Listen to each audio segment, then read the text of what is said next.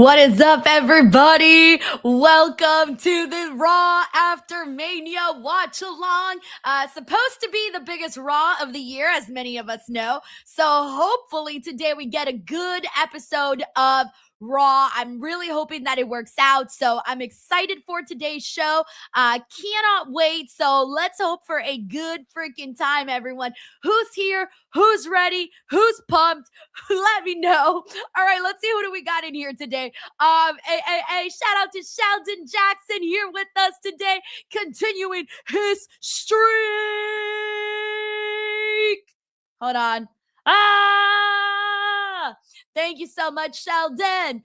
We also got D. Martin fifth in the house. What's up, D. Martin? He says, hola, señora Denise and the DWO. Hope everyone had a great Mania weekend. Just cut up on some AAA, in which La Catalina made the jump from CML to AAA and confronted Las Toxicas. Yeah, I still haven't caught up with that, but I'm keeping an eye out on like highlights and news, and I'm not even kidding you. Like, I don't know how many of you guys feel overwhelmed with the amount of content that has been coming out like this entire week. There's so many videos, so much news, so many shows, a lot that happened on those shows. So I'm trying my best to keep up with everything. So I don't know how you guys are feeling. I'm feeling a little overwhelmed with everything, but I'm trying my best to keep up. Thank you so much, D. Martin. We also got Spike Hunter also continuing his streak.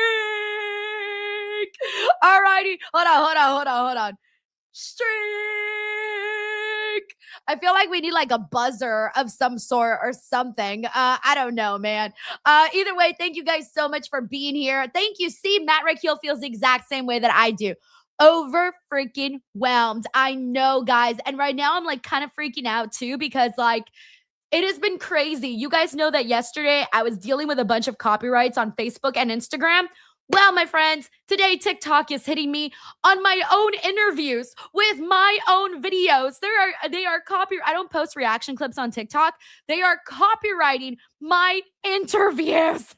So I'm like, dude, I'm like appealing, and they're like, rejected.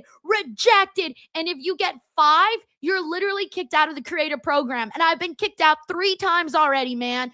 3 fucking times. And get this, you can't apply until a month goes by. You can reapply. And I'm like, you know, what the hell, man? What the hell? So I'm appealing. And right now I have my app open because they were hitting me with a bunch right now. And I'm trying to appeal them as fast as I can. But it's very, very stressful. So I'm just like, can you not kick me out again? And I already got 7 and it takes 5. And I emailed my rep and I'm hoping that he's able to help me. But like, I just don't know, man. I just don't know. So yeah, anyways, hoping that all is okay. So I'm gonna, do what I do and just hope for the best. Just hope for the best. Alrighty, by the way, we also got Kenty BITW. Yo, what's up, Kenty? He says, I enjoyed your stream this week and just joined the DWO. I see that. I actually just saw your membership come in, Kenty. Thank you so much for that. And let me get the audio because Raw is starting. Raw after Mania. Let's fucking go. Thank you, Kenty. Yes, bro. Jesus, take the wheel, man. Yes, boy, says Denise, you're such a rebel. Bro, it's so stressful. I keep telling TikTok, I give myself permission to use my own videos. That is me in there. I have the full video on my YouTube channel. Like, please, blah, blah, blah, blah, blah, blah, blah, blah. All right. Let's do this. For the 2nd straight year, we're hosting Wrestlemania. All right, everyone saying audio's good. All right, nice, everyone, nice.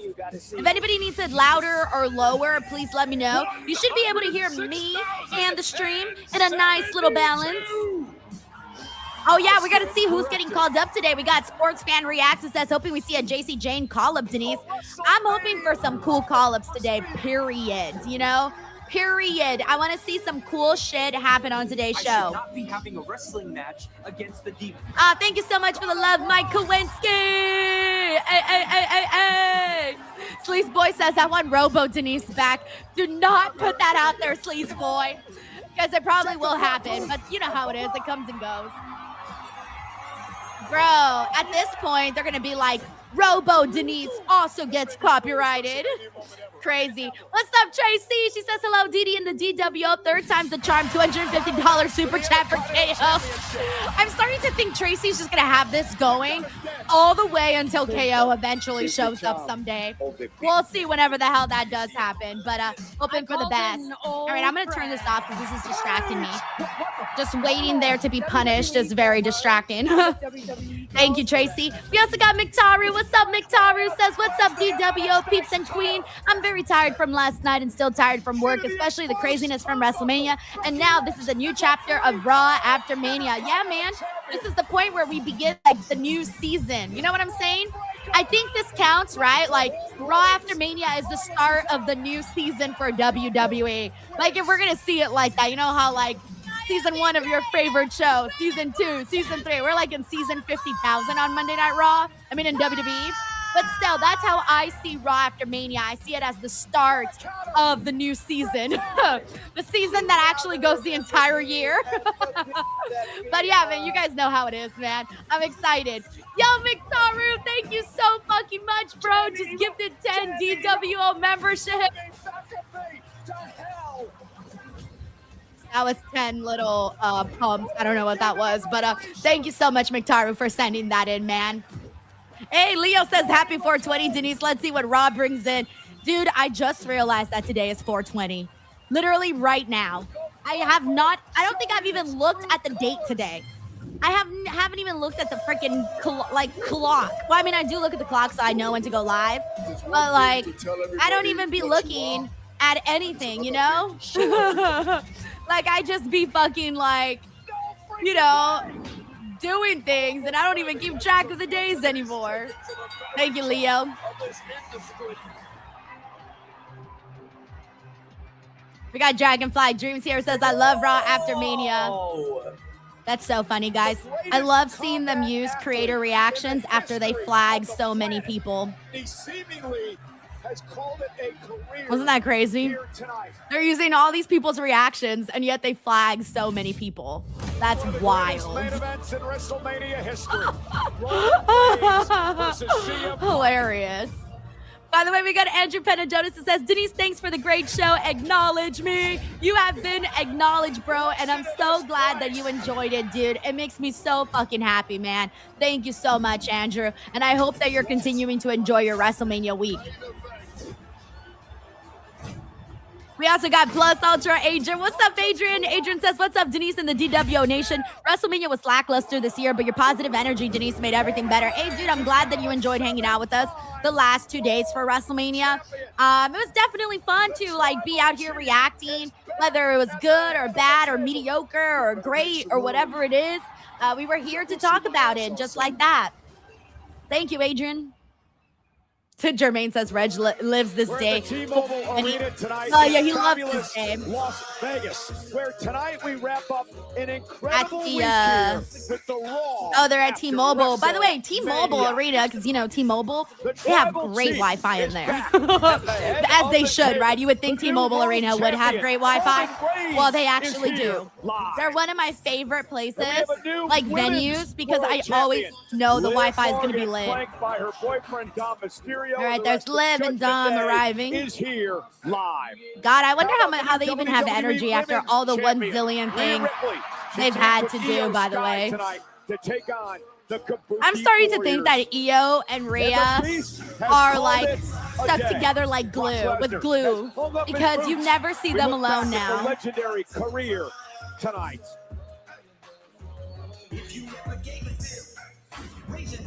And you are looking live at the T-Mobile Arena in Las Vegas. 13,691 WWE fans are here tonight for the Raw after WrestleMania. I wonder how they're going to kick off, by the way, because we're expecting Brock, we're expecting Roman, we're expecting Liv Morgan, we're expecting, well, Rhea's there, so Rhea, maybe they kick off with Brock?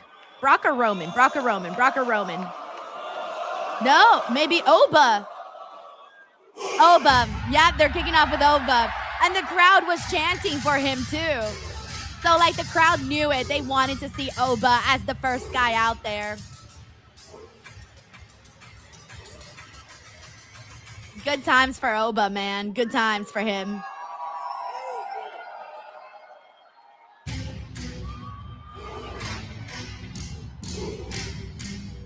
I wonder what Oba has been feeling like the last, 12 hours since he defeated Brock Lesnar at WrestleMania. Like, what do you even, like, what do you, oh, he came in a suit today. Nice. Nice. He's like, I'm the shit now, you know? Like, yeah.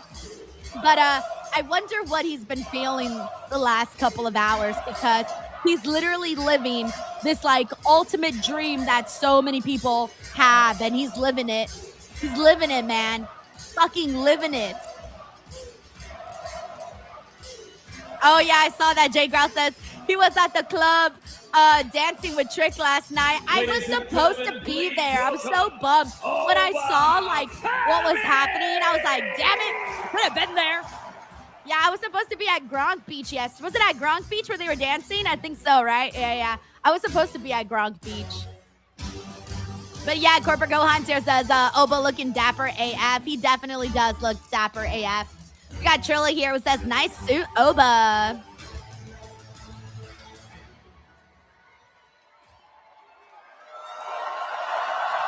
Craig Woodhouse says, gone corporate.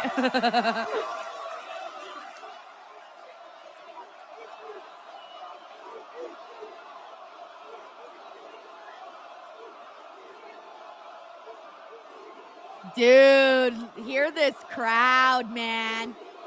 They are not letting the hype die down. Like, they're on it. They get the assignment. Dude, bro, if I was Oba, my head would be so big, man. My ego would be, like, massive. I'd be like, yeah, fuck yeah, I'm the shit. I'm the fucking shit. Me. That's awesome. You can feel a different energy right now around Oba at the moment. There's a different energy in the room with him. Oh, it's not stopping. It's still going.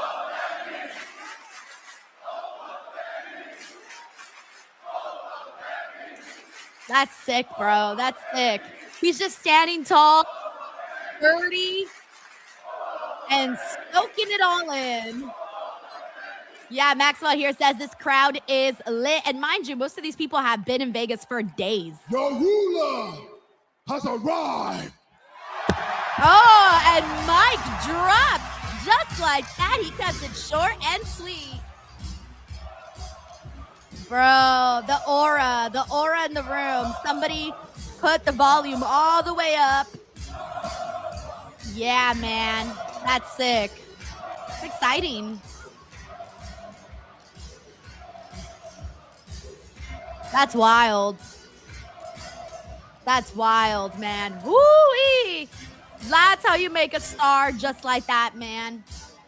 Like Oba booking on the main roster has been 2 thumbs up. If I had another thumb, I'd do another thumb. お前の家族よりリアリプリっていう偽物の家族を選びやがってよ。わしはずっとお前の先輩やし、これからもそうやで。WWE でのお前の成功を連れてきたんもずっとわしやないかい。いいよ、お前それ忘れとるみたいやけどな。今夜思い出しとるわ。1年前、お前はレスルマニアで女子世界王者として去ったやろ。それからずっとリアに尽くしてきてどうなんやって。リアは今チャンピオンでお前何もんやねん。あ You are nothing. いいよ。こんなことになるんでよかったんやで。I wonder if they're gonna end up doing this match till Backlash. お前の先輩がずっとそばにおってあげたのによ。自分の選択をしただけやなくて帰りまで腐らせやがってよ。アスカ先輩。Last week I beat you, and this week we will beat you again. 今お前もリアもその I'm guessing they're doing the tag match. You are not ready for Asuka.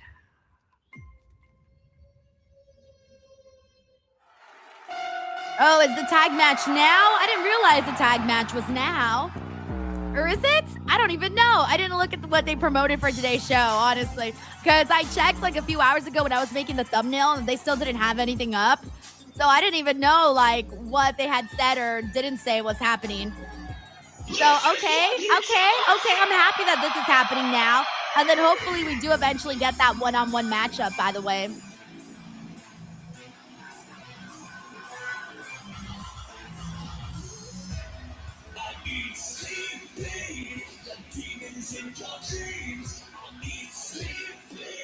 I don't know why I'm dancing like that. I don't know what I'm doing, guys. I'm losing my mind.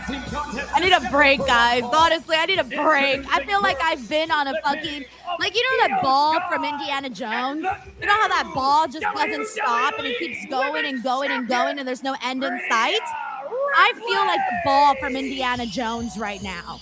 No end in sight. Together again. Keep going, you know? That's how I feel right now, like the Indiana Jones ball. So I'm sorry if my head's a little bit out there right now. We got Infamous Raider Loco. What's up, Frank? He says, what's up, my tribal chief? Lil Loco and I are ready for... Oh, I'm so happy that Lil Loco's here with you today.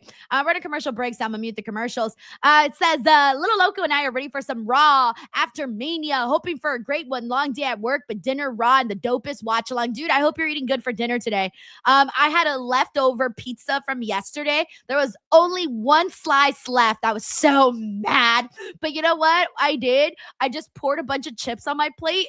This is so bad, by the way. I usually eat better than this, but like, just happened. There was no time today for nothing. So I just poured a bunch of chips on my plate, and then I took a really long time to actually eat the pizza. I ate it really, really slow to savor it because I only had one slice left.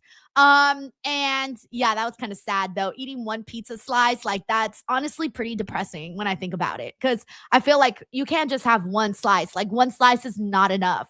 But that's all that was left. Thank you, Frank. We got Sleaze Boy here who says, pick an opponent for me to go against at WrestleMania. And it could be any stipulation. I would walk out to War Song. Why Can't We Have Friends? Oh, isn't it Why Can't We Be Friends? Or We Have Friends? Why can't we be friends? I like that song. Why can't we be friends? Let's see. Your opponent, Sleaze Boy, is going to be Io Sky. Because I think you and Io Sky might have a great match. She might give you a 5-star match. So I'm going to say Io Sky is your opponent. Thank you, Sleaze Boy. We got Kara Jenkins here who says, think we get a Kyrie turn soon? I feel like we have to, honestly. Like, whoa. But you know how it is. They're going to I mean, they've already prolonged this so much, bro. Like, they're stretching this out a lot. It's got to happen whenever they do that one-on-one match, I think, between Io and Asuka.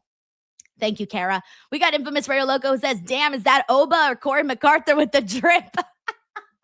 That's amazing. That's amazing. Thank you, Frank. We got Sparks809. What's up, Sparks? Says, hey, Denise, how are you? WrestleMania was pretty crazy. Haha, the O2C is back on top. Damn, Sparks came to rub it in, bro. He's like, take it, you little CM Punk fan. Take it. Elbow drop, bitch. Oh, man. You know what? Look, Roman Reigns said that he's going to be not part-time anymore, and he's going to be coming out and blah, blah, blah, blah. Well, let's see what happens. But yeah, man, it's been a day. Did y'all see that video that was going viral, by the way, about that fan who was like, I guess, bothering AJ Lee, and CM Punk smacked his phone, and then TMZ put it up, and TMZ put a terrible headline. I've been wanting to make a video about this, but I ran out of time today. But I wanted to point out, like, what a shitty headline TMZ did, by the way. I don't know if you guys saw it, but basically they were saying that CM Punk was so mad that he lost to Roman Reigns that's why he dropped the fan's phone. Like, come on, that is such a terrible headline. When I saw that, I was like, really, bros? Really crazy. Anyways, thank you, Sparks. We're back on Raw. Championship.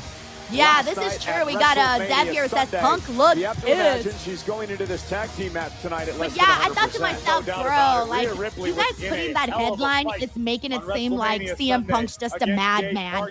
Like, I had to actually bounce around and look for context as to what happened, because they didn't never put anything about the AJ Lee stuff, but apparently that's what was going around, and I'm like, yo, that's like come on, bro, like, you're out here making it look like CM Punk's a loose canon. And then I also haven't seen the stuff. I heard about what happened with Elena, but I haven't seen the actual like video. I haven't seen it, but I did hear about it. But yeah, it's just a lot. The Kohais were both Io Sky and Kairi Sane. But Asuka claims she treated So we got Steven Marchilli. What's up, Steven? Happy Monday, man. He says, when it's time to split Io and Rhea, who do you make the heel? That's a great question. Just believe the Empress of Tomorrow. I kind of want to. It's hard because, like, I don't think people really want to boo Rhea or Io. You know what I'm saying? By the way, we're getting the tag match right now. Rhea and Io versus Kabuki Warriors. So this should actually be good because women are money. But I don't know because people want to cheer Rhea and they want to cheer Io. I feel like maybe it would make a big difference if Rhea was the heel. But I feel like Io maybe be the one. I feel like they could both, if they, depending on how they consider to telling the story, they could kind of make a case for either one to do it. But I think it would be hurt more if Rhea turned on Io. If Io turned on Rhea, I would be like, oh shit, right? But if Rhea turned on Io, I'd be like, yo, girl, how dare you, man? I don't know. I'd be a little bit more mad if Rhea turned on Io. So I guess I'll have Rhea because they'd get a bigger reaction out of me personally. Thank you, Steven. Hope you're doing good on this Monday, man.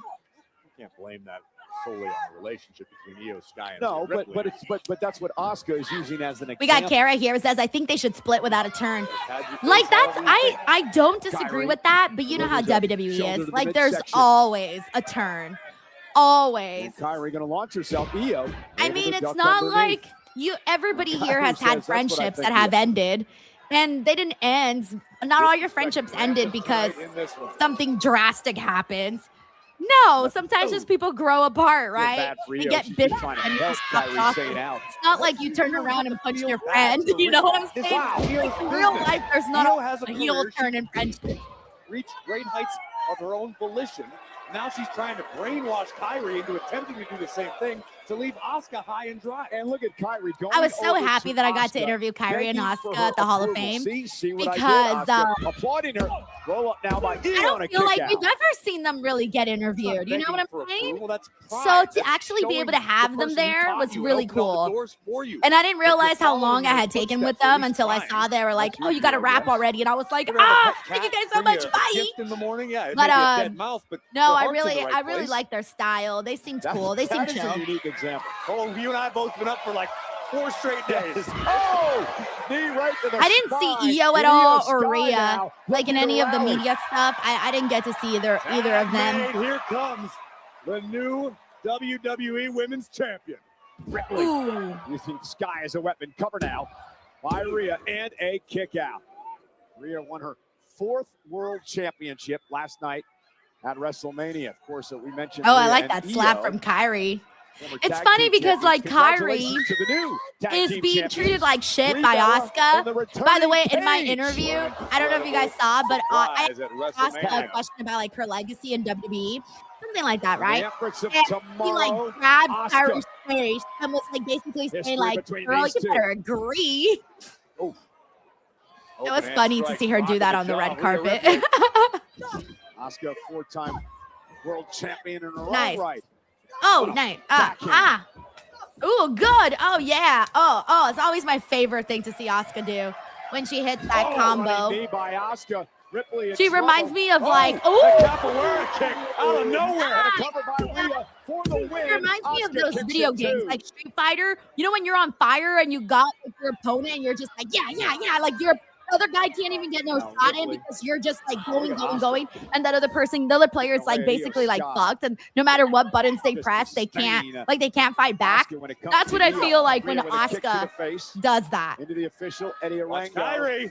Kairi tried to get involved. Rhea caught her, and Asuka takes advantage of the distraction, driving Rhea out of the ring. Tag made Kairi Sane now legal for the Kabuki Warriors. Kairi making the climb to the top. Rhea is in trouble. Kairi, that was good. That was perfectly executed. That was clean. Thumbs up, Kairi. Thumbs up. That was clean. I like it. All right, we're on a commercial break. Let me mute that commercials. And let's see what we got in here. We got Eddie H. What's up, Eddie? He says, do you think Roman winning at WrestleMania 42 is leading to The Rock versus Roman next year? Because Saudi wants The Rock versus Roman, and The Rock winning the 2027 Royal Rumble in Miami, since that's a rumor report. I'm going to be real with you. The Rock winning the Royal Rumble, I'm sorry, but I love The Rock. I'm a big fan of The Rock. You guys know this. I'm Lisa. But I don't think The Rock should be winning the Royal Rumble in the good Lord's year of 2027. You know what I'm saying?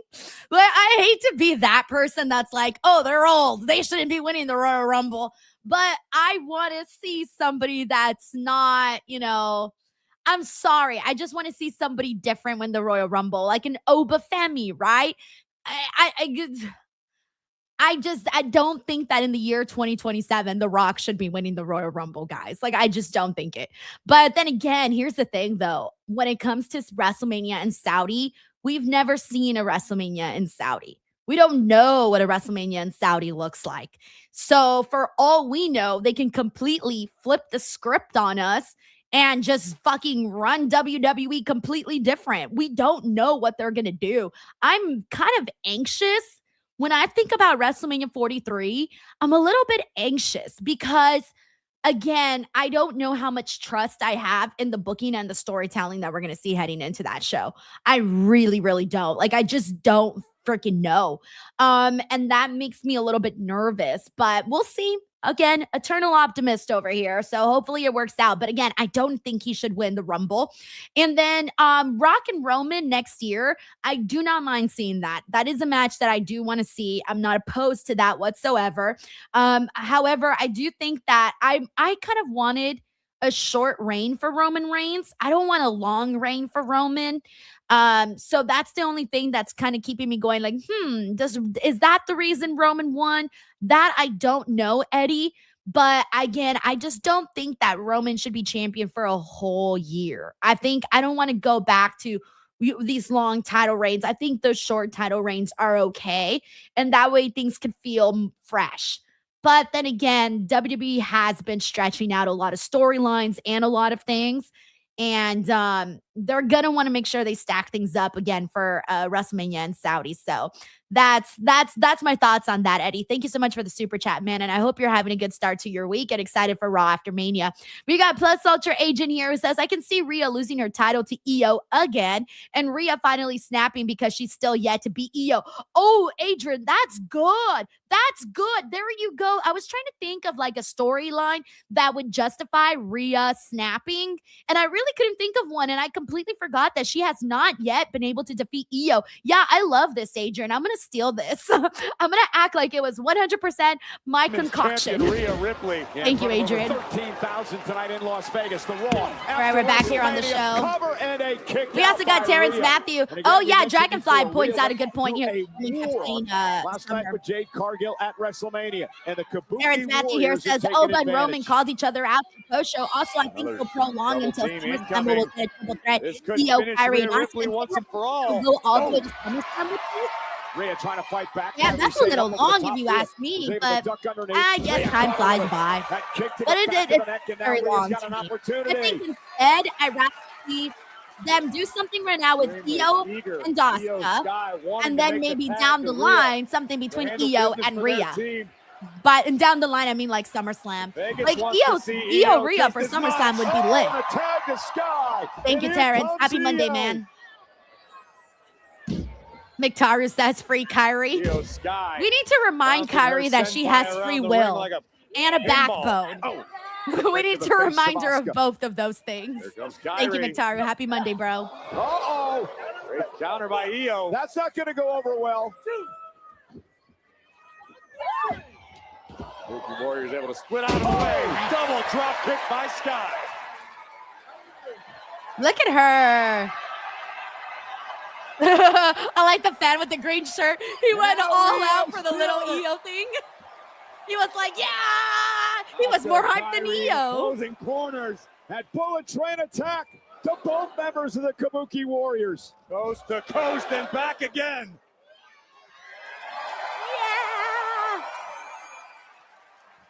The genius of the sky is on a roll. Big kick rocks Asuka, covered by Io. Is it enough? Oh no!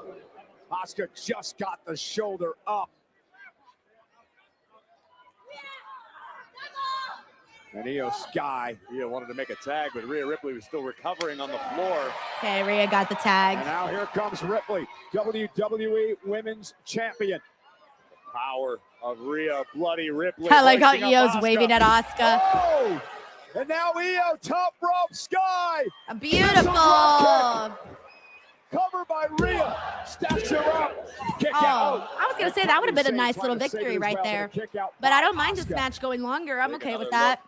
By the way, we got Sleaze Boy here who says Damian Priest had to intervene in another incident and then a mob swarmed Drew. I would die if I were face to face with Io. Almost lost my voice when I saw her on a show this year. See, so there you go. You'd probably lose your match against Io. But I saw the Drew McIntyre thing where he had like a bunch of people. I saw that. I did not see the Damian Priest thing though. Tag from Kyrie Sane. Codebreaker by Asuka. Now Kyrie. So I'm gonna have to look for that. That one I missed. But it's kind of crazy how many more. Like, part of me wonders if we're getting more incidents with fans, or if we're just seeing more of it because more people are recording nowadays. Whereas, like before, not that many people were recording every little thing, and now everybody's recording every little thing. So I don't know if we're seeing an increase or if that's just always how it's been, but we just didn't get to see it. But now we are. I don't know because I just think to myself like, oh no. Okay. Oh fuck, man. Oh my gosh, Io. Io didn't land so great there, but she bounces up like nothing, man. Like she makes it seem like nothing happened. You know what I'm saying? Like if that was me, I would have been dead on the ground. She bounces up like nothing. So maybe it just looks worse when her head hits than maybe it is. No, look, they're checking on her. They're checking on her. Yeah, because I swore I even heard her head hit the mat. Like, I swore I heard that thing. What a battle to kick off Monday Night Raw, the Raw after WrestleMania. It was not easy, but Ripley and Sky able to get the job done. First the Riptide, and then the Genius. From the top, the over-the-moonsault, absolute perfection. And a big win for Io Sky and Rhea Ripley.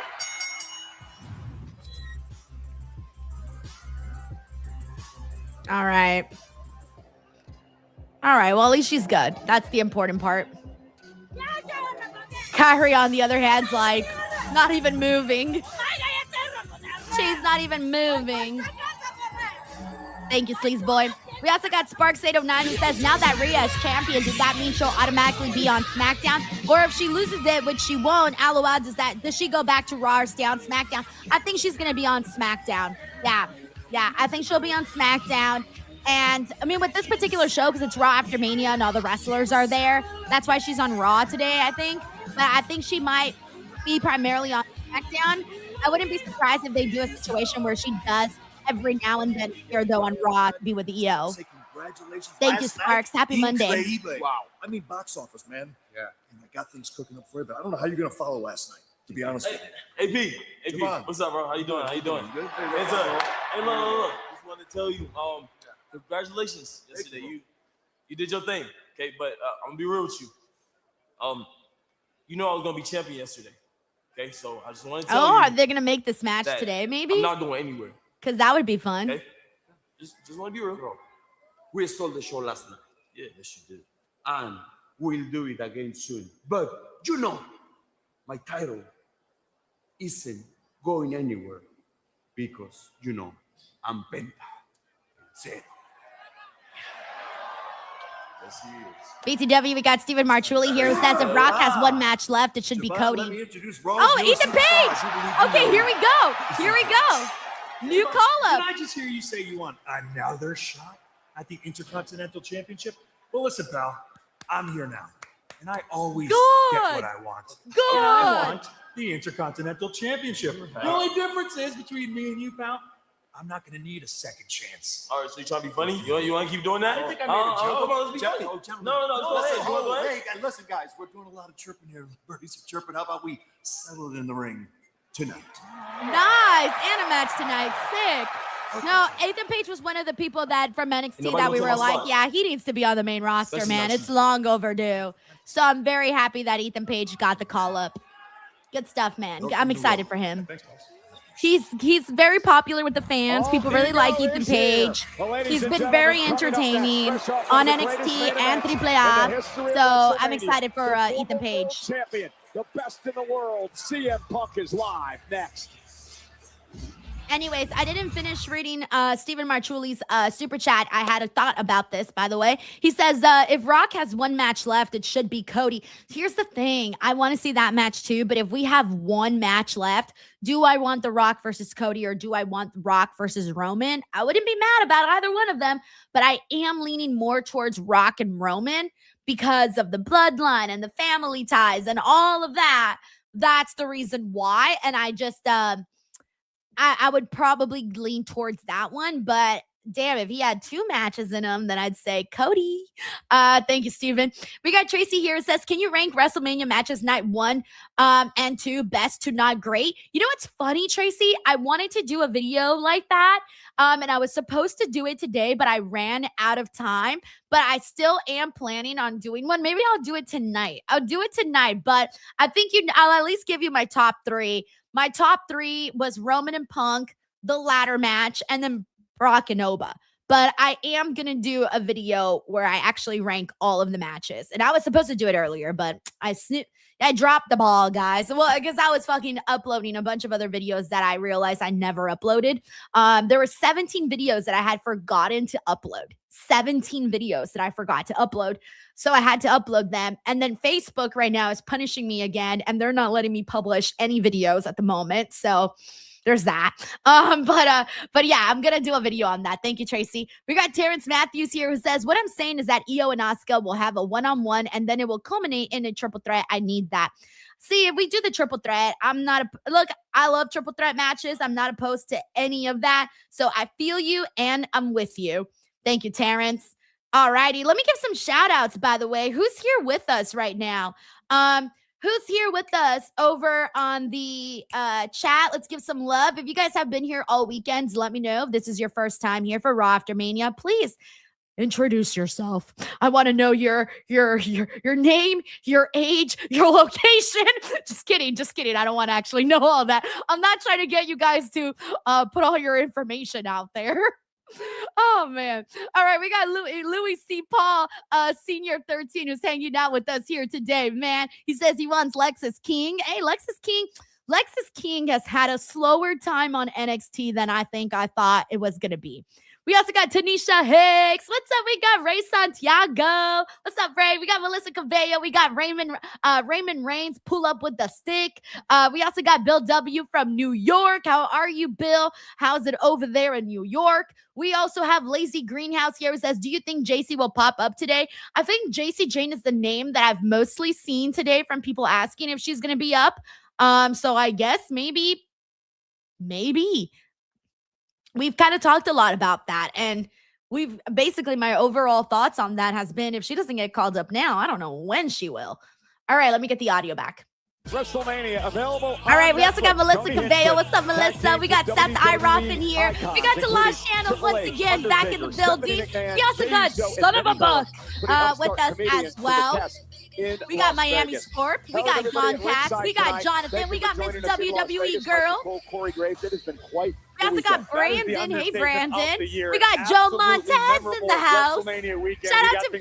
Hey, Bree. How are you? Marie, how are you? We also got Destructive Fighter says I'm here all the time. Oh, I know, and I appreciate it, man. We also got Kenda WG here who says aloha from Hawaii. First time here. Yo, aloha. Can I also say mahalo? Is mahalo goodbye? I forget if mahalo. Oh, sorry. Mahalo is good hello too, right? Mahalo. Hello or is it goodbye? I forget, but I like the way mahalo sounds. That's why I felt like saying mahalo. Thank you, Ken. Also here tonight, the man who won the 2026. Oh shit! Look, there's Andre Royce the Peace. Giant Battle Royal. Royce Keys. You can catch him every Friday night on SmackDown. What a specimen. Unbelievable effort by Royce Keys Friday night. I said it then, I'll say it again. Royce Keys has finally arrived in WWE.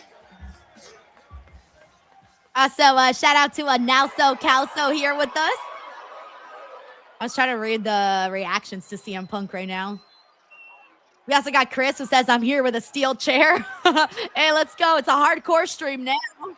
Bring your own weapon to the stream. We got Louis here who says, TKO sucks. They're ruining WWE and UFC with all the commercials. Hey, man, TKO's been making some whack-ass decision. King Pope says, eyeshadows popping, Denise. Thank you. Free Marie says, first Raw after Mania. Yes. Raymond says ASL. So what's up, CC Funk? Yep.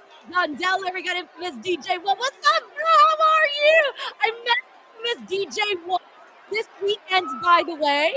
I was so excited that you made it to the show, bro. It was good to finally meet you. All right, here we go. Punk's coming with no entrance, by the way. Like, no entrance music. It's just him. It's just him, Oos. He's like, maybe. Okay, he kind of just let the audio. He kind of just, not the audio. He kind of just let the audience marvel in him.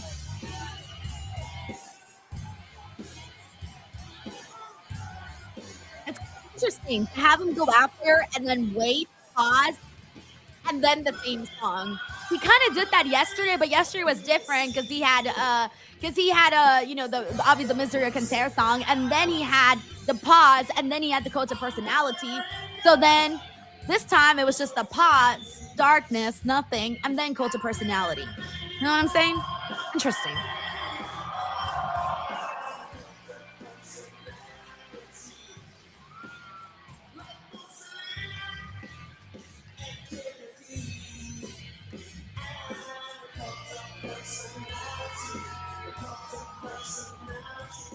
Wow, there really is a lot of green shirt people. Is that all of like green shirt guys' family? Maybe it's his whole fan club.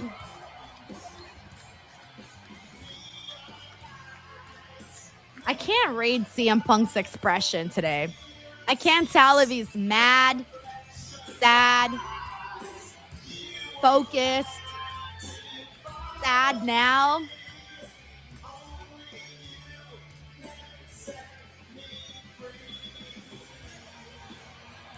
Grateful. He seems grateful. I told you. He's got a lot of emotions in there.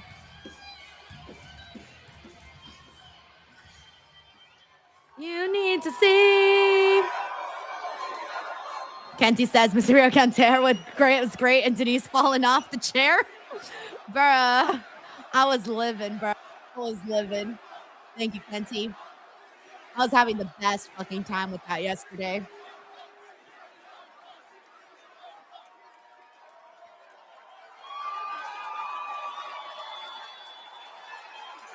And Inertial says, damn it, Jungle Boy, you did this. I've been dealing with a lot of loss past 6 months, maybe since October. I was overseas wrestling in Japan, and I got a phone call that woke me up that my friend and my MMA trainer, Duke Rufus, didn't wake up that morning. And then in November, my Larry crossed the Rainbow Bridge. And then it seemed like between then and now, every 2 weeks, me and my WWE family lost a member. Kerwin Silfies, Jim Shank, Davey Coates. Fuck. That's a lot of loss. That are behind the scenes. These are the cameramen and the hair and makeup and the caterers and the producers and the people in the truck and the truck drivers. Everybody who makes this place a well-oiled machine, the real heroes, the real superstars behind the men. My job is easy. These are the men and women that grind day in and day out away from their families, that are with me so often that they call me family. And I just had to show a little bit of respect last night on my jacket. Yeah, give it up for them. Yeah, man. And they were crazy hours, bro. Production, you name it. And unfortunately, most recently, my friend Bo Luders passed away on April 1st in Chicago. And I lost last night.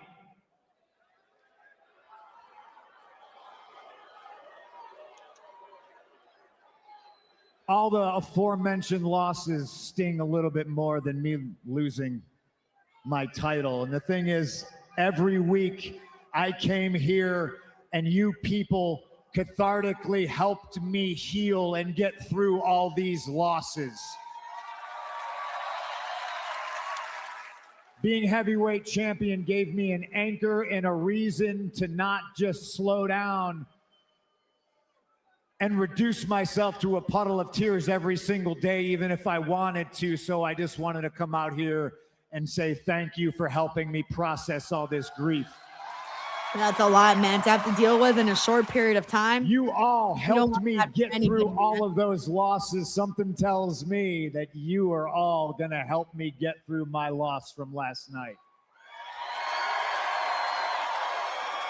Hell, I wasn't even supposed to be world's heavyweight champion. I survived Gunther, and then I got cashed in on in a single second by Seth Rollins. And there was a part of me that said, don't remind me.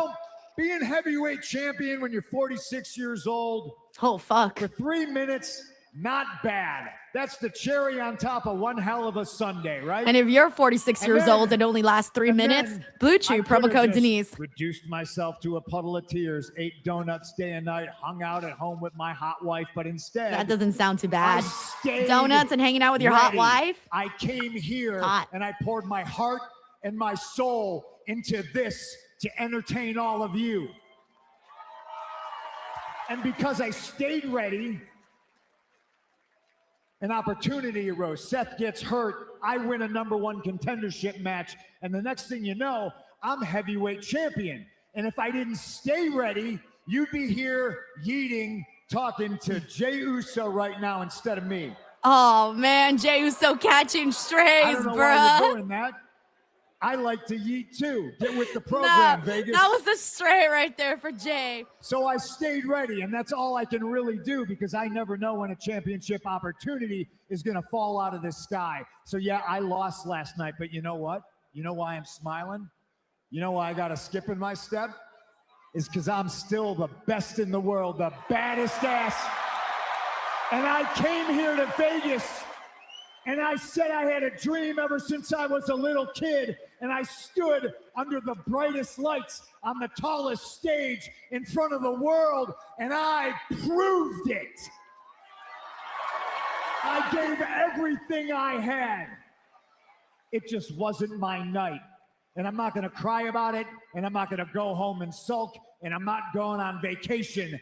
I am going to stay ready because you never know when a championship opportunity is gonna fall out of the sky. Ooh, is that an Easter egg? And now there's Cody. Okay. Is this the championship opportunity? Cover up one side of his face. The Phantom of, CM Punk also did the entrance. Yeah, we're gonna need the little Phantom mask on Cody, bro.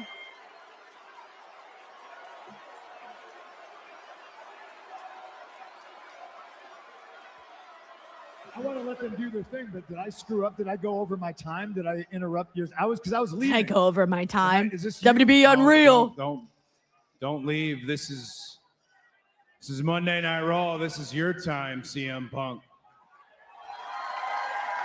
Hey, maybe I assumed, maybe I'm incorrect in this assumption, but I was standing by, I was watching like all your peers back there, and this isn't necessarily what I expected. Look at Cody. Wait. Turn her the other way, Cody. Freak out. Oh, you thought I was gonna crash out, didn't you? Punk, if you're asking me if I thought you were going to freak out, yeah. He's like, I saw that press conference, buddy. Epic. All right, that's fair. No, I mean, you know who I am, and I know who you are. I know how you like to handle things. But you're buttoned up. Again, this is not what I was expecting. I'm glad that Vegas gave you the flowers that they did. You certainly deserve them. Always. I kind of don't know what I'm supposed to do. I'm the one standing here feeling and looking like a loser. Wait. Why are you saying I should feel like a loser? Okay, let's start to build the tension. No, it's cool. Stop it. We're friends. For now. I don't feel like a loser. Bro, maybe, I don't know. Maybe to some Cody. people I look like a loser. I have a tattoo of a marshmallow on a stick. It's weird, I know. But you're not a loser. Look, I get why you feel like one. What you did Saturday night, you beat a first ballot Hall of Famer. You beat a legend. But here's also what you did. This is what made it hard. This is why you feel the way you do. You beat a friend. You beat somebody who was your mentor. Man, I fought somebody I hate. That's easy. That's easy to stomp him in his stupid face, make fun of his sweet pepper necklace or whatever, but you... Sweet pepper necklace. You fought a friend. That's a real challenge. And you won. I lost. You're a winner. In a way, in a word, I am a loser. It's okay. Well, at least he's not a sore loser. The path is clear. You feel this way because heavy is the head that wears the crown. Man, I'm free as a bird right now. I gladly shouldered the responsibility of being world heavyweight champion last night. It just wasn't my night. The path for you, keep being champion. Keep winning. The path for me, I just got to stay ready. Because you never know when a championship opportunity. There we go. Bringing it back, baby. Bringing it back. We're bringing it back. It's just gonna fall out of the sky. Yeah, right there, right there, right there. CM Punk and Cody Rhodes tease. Hey, Punk. Just say when. When, Punk, when? Come on, Vamonos. Everybody, let's go. Come on, let's get to it. I know that we can do it. CM Punk versus Cody Rhodes. CM Punk versus Cody Rhodes. Champion.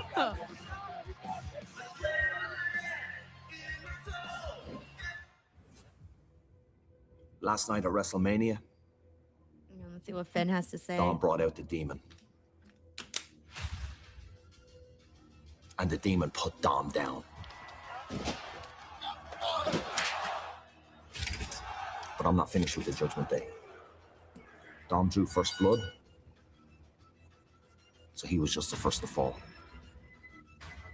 I expected this type of betrayal from Dominic. But from JD,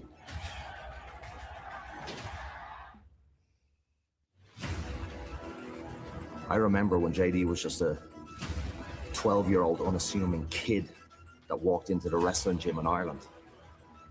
Over the years together, and I helped him grow into one of the greatest performers on earth. And in the Judgment Day, when I needed someone that I knew would have my back no matter what, it was only gonna be JD. But then the moment of truth, he made a choice, and he chose Dominic Mysterio. JD, this is gonna be one of those full circle moments, because I brought you into this business. But tonight, I'm gonna take you out. Okay. That should be good. Okay, and Ethan Page's match is next with Javon. That should be really fun, by the way. In the meantime, let me shout out Mike Parker. What's up, Mike? He says, wouldn't shock me if he's taking a break since AJ said she is. Also, nowhere to go right now after the huge build-up to Roman. Well, I guess CM Punk just said it right now that he's not going to be going on vacation, so he's going to be sticking around. So that's good to know. Also, happy Monday, Mike. Hope you're doing good. Coming off of Wrestlemania. Feeling good? Feeling good? Hope you are, man. Thank you, Mike. We also got Rounded Leo in the building. What's up, Leo? How are you this Monday? He says, will it become an issue that the top stars are becoming pregnant during big pushes? Or do you think this is why WWE won't give women more time? No, I don't think it has anything to do with that. Like, no, I don't think it has anything to do with them not getting time, because even if, like, for example, you know, it's a part of life, and you can't stop it, you know? Like, I think at some point they're always going to realize that is a possibility. Can you imagine, for example, if someone got injured when they were, you know, with a big championship or a big push, and they got injured, and like you afterwards like took away time from people like that person who got injured? No, that would not be fair. And then now with pregnancy, no, I don't think so. I think it's just part of human nature, obviously, and it's part of the business no matter what. And it's going to happen, okay? Like, it's going to happen. They know that. And you know what? It just is what it is. But there are also, that's why there's a ton of other women that can always come up and step up. Thank you, Leo. We got Cyclops is better than Wolverine, who says CM Punk is a good friend, something Sol Ruca never was. I'm done with you, Cyclops. I'm officially banning you from talking about Sol Ruca and Zarya on any day that's not, you know what? I might even ban you for Tuesday's talk on Sol and Zarya. I'd rather talk about marshmallows. Literally, I actually like marshmallows. I'd rather talk about oranges, and I don't like oranges because I don't like the smell of oranges. So Cyclops, those are your new topics that you're allowed to talk about. I'm censoring you. Thank you, Cyclops. I'm a bad friend. I'm a bad friend like that. Oh, man. All right, let's see what else everybody's talking about in this building. What is everybody saying? Let's see. Let's go through some. Oh, yeah, that is true, by the way. Audio Kid says post-pregnancy crowd pop, and also pregnancy announcement pop. Like, nobody pops, obviously, when somebody gets injured and they announce it, but someone has a baby and you're like, yeah, congratulations, you know? So, yeah. Let's see what we got in here. We got Miami Scorp says NXT lost a good one there. Ethan was one of my favorite wrestlers there. Yeah, but he needed to go, bro. He did not fit in there anymore. And same thing with Ricky. He needs to go from NXT. Joe Hendry needs to go from NXT. Those are my top 3 on the guys that needs to go. They need to bounce. They need to spread their wings and fly to the main roster. Everybody else, for the guys, can stick around. But yeah, like, I get it. Like, NXT losing people like Ethan Page, obviously, it sucks because they don't got real big names over there.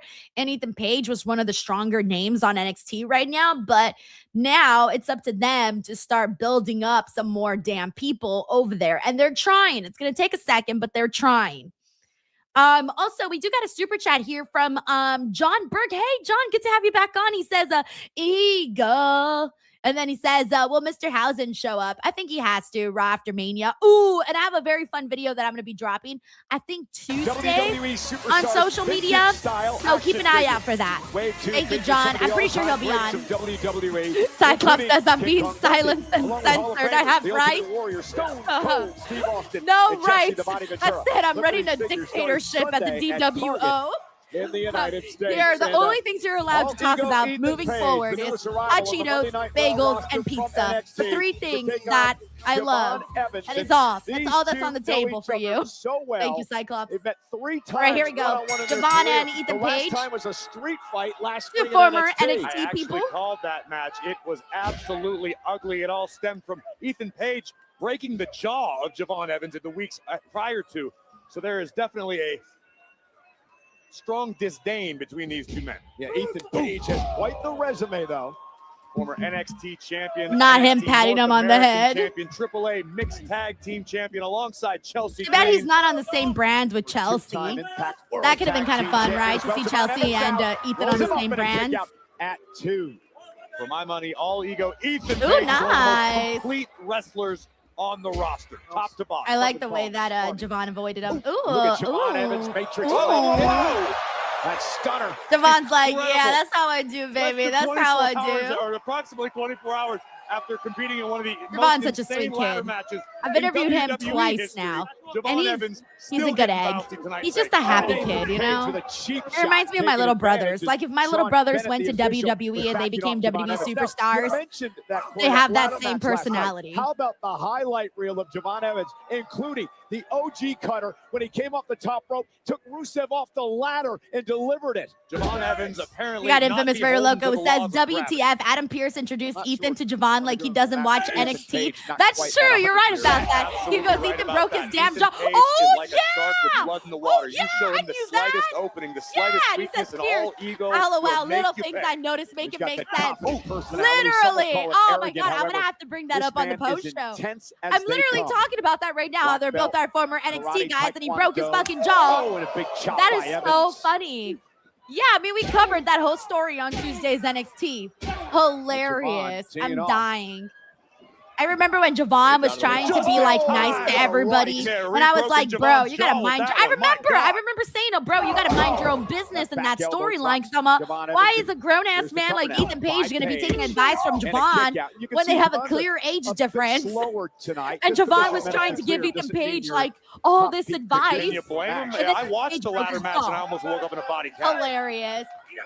Adam Right Pearce now, clearly all does ego, not watch Ethan Page NXT. making the most of the opportunity. And the to writers impress clearly don't General either, Manager because then Adam they could have Pearce. said The something WWE along those Universe, who lines. may not yet be familiar with his Thank you, body Frank. of work. And Ethan Page, I promise you, is enjoying wearing down Javon Evans right now.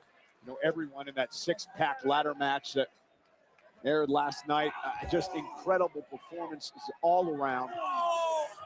Rey Mysterio found the fountain of youth once again. I love how he brought up that Rey Mysterio found the fountain of youth once again. Kick. Drives Page Damn into the right ropes. he did. Bouncy. Like if I were those stem cell people, I would be paying Rey Mysterio to be my spokesperson. Wouldn't you?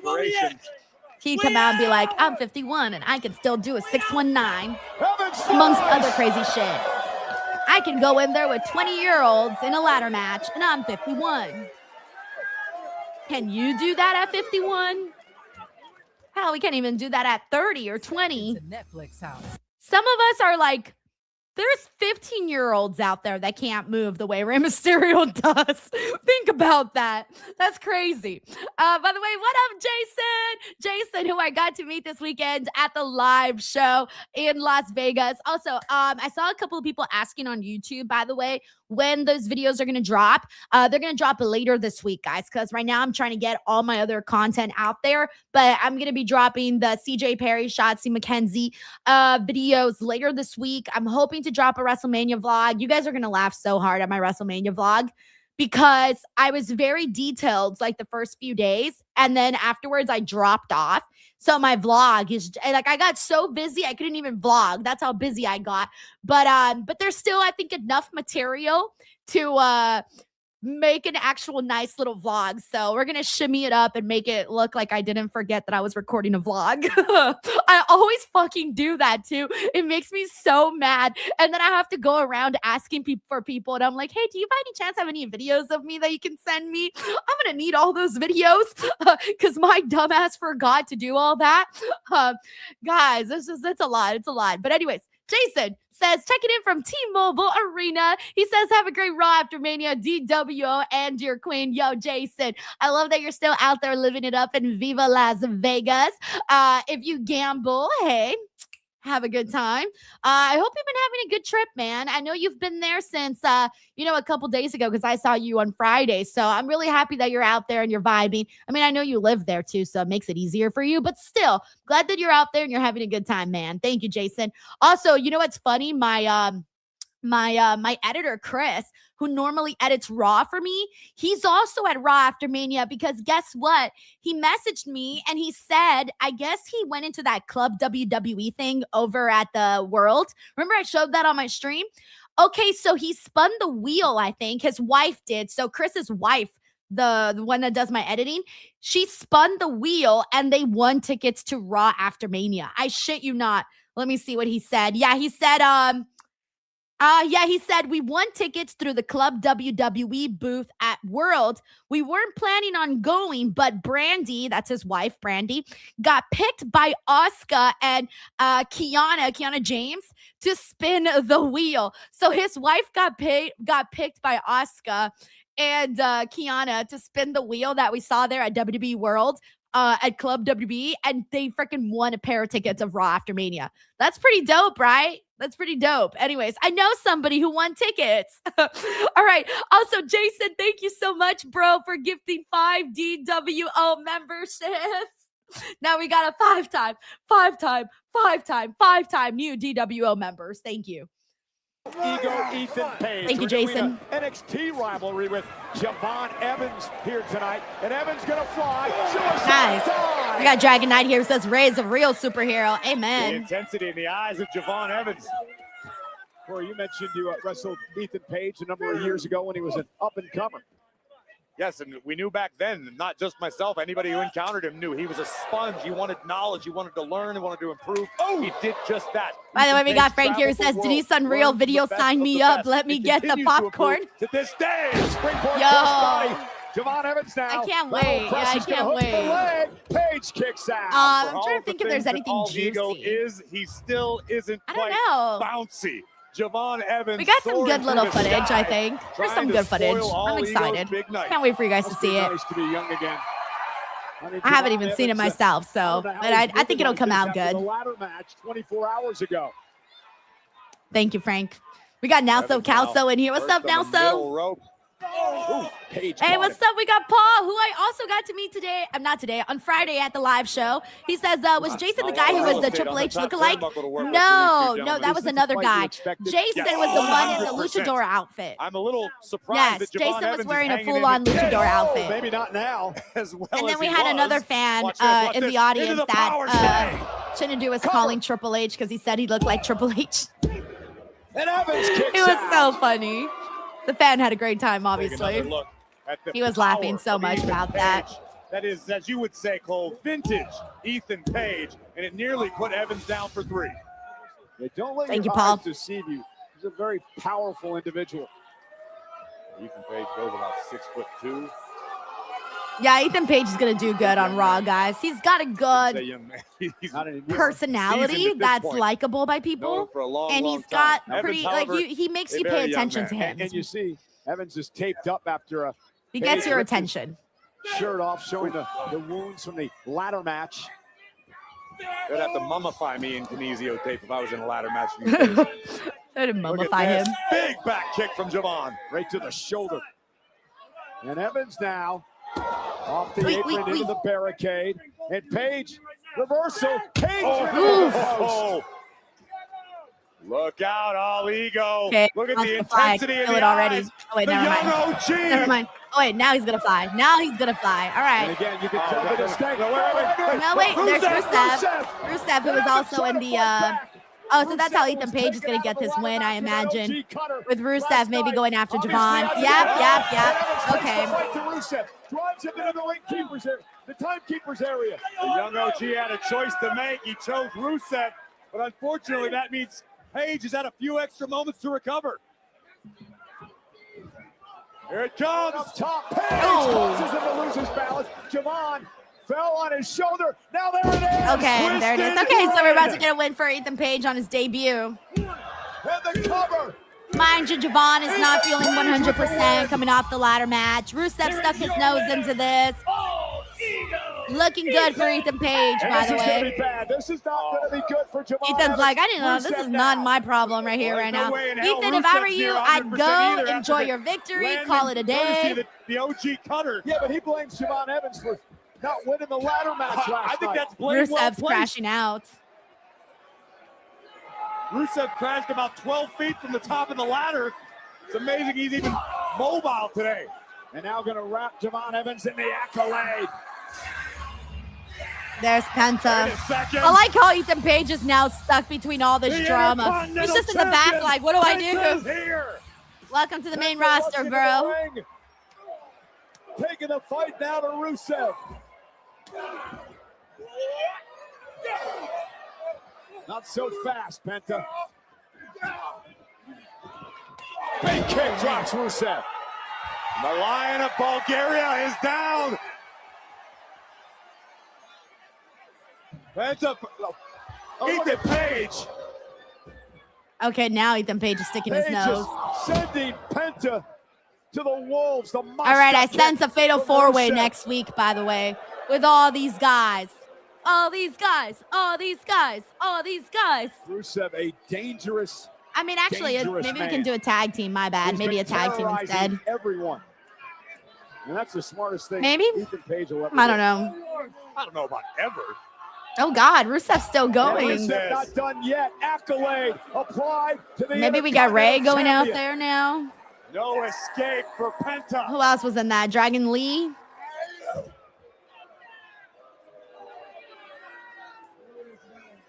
Wow, I'm surprised they're actually giving Rusev a little push Well, you know what's lately. on Rusev's He kind of felt like mind. he wasn't doing much.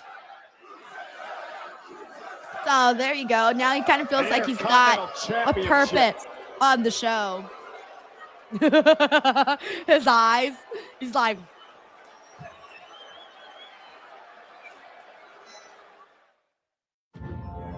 oh, yay. We got more documentary footage. All righty. In the meantime, we got a couple of super chats. Let me catch up with everybody. We have a well-rounded Leo who says, can I be messy if Stephanie wasn't a McMahon? Does her work quality qualify her to be a Hall of Famer headliner? Well, of course, her being a McMahon is what made her a headliner for a fact. If she wasn't, she probably would still be inducted, but not as a headliner. Thank you, Leo. We got Tracy here who says, now seeing Mark Shapiro and TKO comments, I'm annoyed. What they say, Tracy, I haven't seen. Fortunately, Let me know. I missed out on that. Thank you, Tracy. We got Sleep Boy here who says, prediction, Sol Ruca is going to debut today and be recruited by Roxanne to Judgment Day awkwardly. Raquel will reveal she recruited Zarya. Zarya and Sol will be in Judgment Day, not speaking out in speaking terms. If they did that to me, I would be so mad. I'm sorry. I do not want to see this feud continue on the main roster. It would literally be the biggest rib of my life.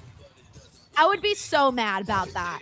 I do not want that to happen, Sleaze Boy. A nice big face and comment. Thank you, Sleaze Boy. Competition on Netflix for a large prize. What is this, Squid Game? Hey, why isn't Trinidad on this? I'm going to tell him. He should have auditioned to be a comedian to battle other comedians. There will be one winner. This person is going to become one of us. This is the type of crowd that makes comedians drive home with no music. This is an opportunity. Okay, so I remember this one time. Sorry, guys, I got distracted. I might actually want to see this show, Funny as Fuck, with Kevin Hart. I love Kevin Hart. I think he's like the funniest person. Him and Fluffy are my two favorite comedians. There's a video, by the way. I don't know if you guys have ever seen it. It's the one on Google it. Trust on YouTube. Go watch this on YouTube at some point. It's the funniest fucking video. It's Kevin Hart with Jimmy Fallon, and he's there with Steve Irwin's son. The one with all the animals and stuff. Fuck. I'm trying to remember the name of the video.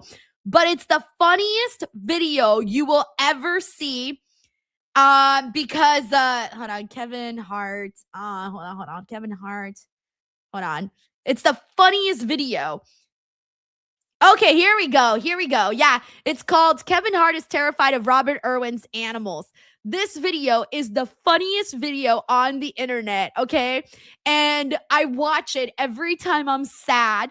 I will watch that video because Kevin Hart legitimately being so freaking terrified of the animals is it's relatable, bro. It's relatable. Like, I get it, Kevin. I get it.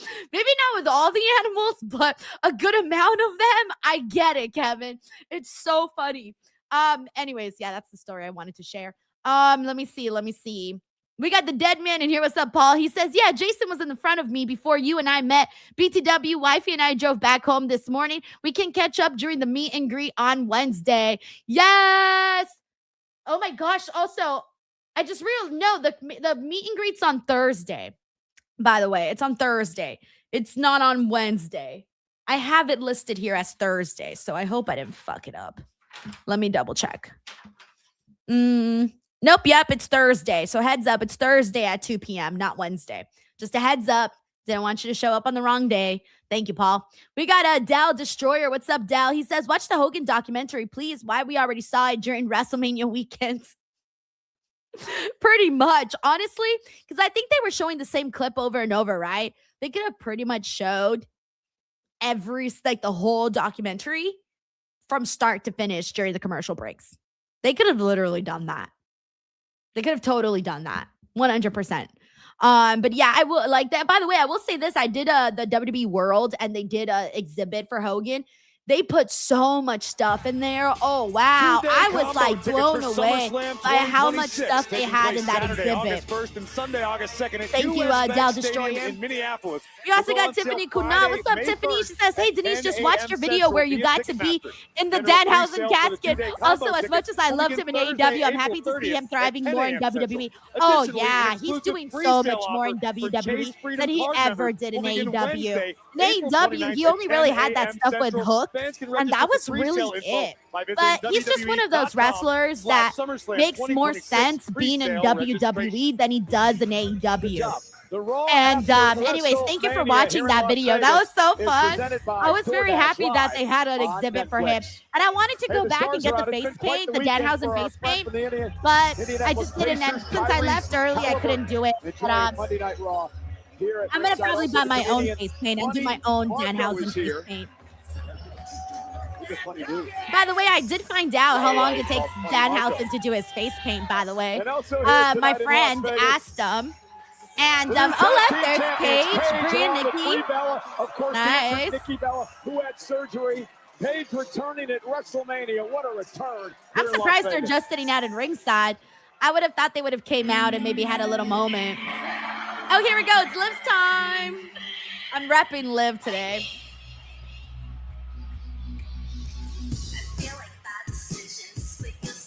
I wonder if she's gonna. No, she's not gonna dance again. Is she gonna dance again? Maybe she'll dance with Dom. Cole return to the top of the mountain. Ladies and that's me. Accompanied by Cherry Lips. Please welcome. I don't know all the words yet. Women's World Champion. I only know the part that goes travel, travel. That's me. WrestleMania Saturday, it was Morgan and McCare. I feel like bad decisions. What a way to make anyways, for the then I forgot what I was gonna say. Liv Morgan, who had her sights. Oh yeah. My friend asked Danhausen how long it takes him to put his makeup on. Well, I shouldn't say makeup. I should say face paint. Makeup sounds different. Face paint, not makeup. How long it takes him to put his face paint on? And I think he said 5 minutes. He said when he first started, obviously it would take him a lot longer. Now he gets it done in 5 minutes because he's done it so many times. I don't know if you saw, but WrestleMania. Oh, there you go. Fun fact. Celebrate with Liv in Thank you, Tiffany. Spectacular fashion. It went viral. Trouble. That's me. Cherry Lips. Actually, two. Right here bad energy is what she says after Cherry Lips. I don't know the words yet. I'll learn them.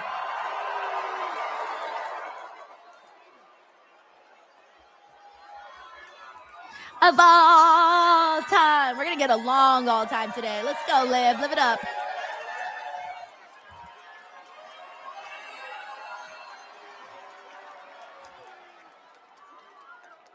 That's me. Cherry Lips and bad energy.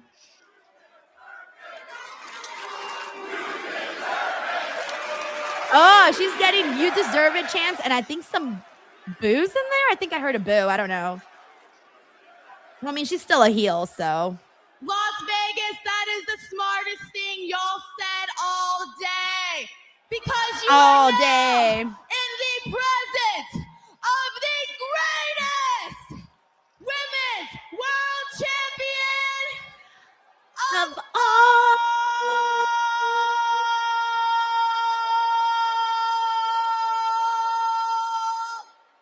time. She could have gone longer. I would have laughed had she gone a little longer. And if you want to go a little longer, Blue Chew, promo code Denise. All right, I need to stop. But before we really get to celebrating, there are a couple people that I'd like to thank. Dirty Dom. First off, to my Judgment Day family, JD, Roxy, my daddy Dom and Raquel. You guys have been my rock, and I would not be where I am today without you guys. So I love you guys, and thank you. That's sweet. Secondly, now this one might surprise you guys, but believe it or not, I'd like to thank my Wrestlemania opponent, Stephanie Baker. Oh, I love her. I want to see her again. I really hope they don't do her dirty, by the way. They need to find her a feud. We beat the hell out of each other, but she reminded me of a feeling that I haven't felt in a long time. It reminded me of who I am. And who I am is the most talented woman in the WWE. I love how she still looks crazy with that bump. This is my division, this is my show, and this is my Women's World Championship. It's all yours, Liv. It's your world, and we just live in it. And if you guys thought that I was messy and trouble before, just don't you wait, because things... Oh, yay! It's Sol Ruca! Here we go! Another call-up! Yeah! Oh, does that mean her feud with Zarya's over? God, I hope so. Come on, Sol, you got this. I'm a Sol Ruca fan. Oh, I love it. Let's have the blondes go at it. Rawr. Sol hasn't learned the rules. She's so cool. Not a good idea to interrupt Liv Morgan. She's my little California girl. Number Sol Ruca, Liv Morgan, final two back in the Royal Rumble, Corey. Trouble, trouble. Incredible performance by both. That song stuck in my head now. Trouble, trouble. That's me. Hey, Liv. Zarya somewhere like, oh, I can't believe she's on the main roster and I'm not. For interrupting, but I've been watching you, and honestly, you are such an inspiration to me. Watching your journey over the past Roxanne, look at Roxanne's man, face. seeing you She's dogging win her. that title, it taught me what I learned at the Battle Royal. And that's that you are the top woman in this division. Honestly, congrats, dude. You deserve this. But thank you so where's much. the butt? But wow, you have some nerve coming out here during my championship celebration with my family. But you know what? I really do appreciate those kind words. So since you were so nice to me, I'm going to say this as nicely to you as I possibly can. Get out of my ring. You are no Liv Morgan, sweetie. But you know what? Like her I will voice. give you a chance right now to save yourself. Because if you want to make it to WrestleMania, you'll get out of my ring right now. Whoa, Liv, I think you're misreading this whole situation. I didn't come out here to pick a fight. But I sure as hell am not going to back down from one either. Oh, we're doing this tonight. Good. Hold on. You better not ruin it, Pierce. You better not ruin it. Hot. I gotta keep this under control. This is the biggest Monday of the year, the Raw after WrestleMania, and you people are acting like you want to see a fight. Yeah, no shit, bro. That's what we're here for. Wait, you want to see a fight? Hey, Jess, do me a favor. Come out here if you will. You think you can handle this for me? I like that she got a nice Good, little reaction, 'cause it's Jessica, Sol Ruca the versus referee. Liv Morgan, and it starts right now. Okay, Oh my man, Adam gosh. Pierce, man. What an He just wanted to opportunity come for in here and Ruca. get his spotlight. This isn't fair to Liv. This is supposed to be a He was celebration. like, let me get my shit in. Alrighty.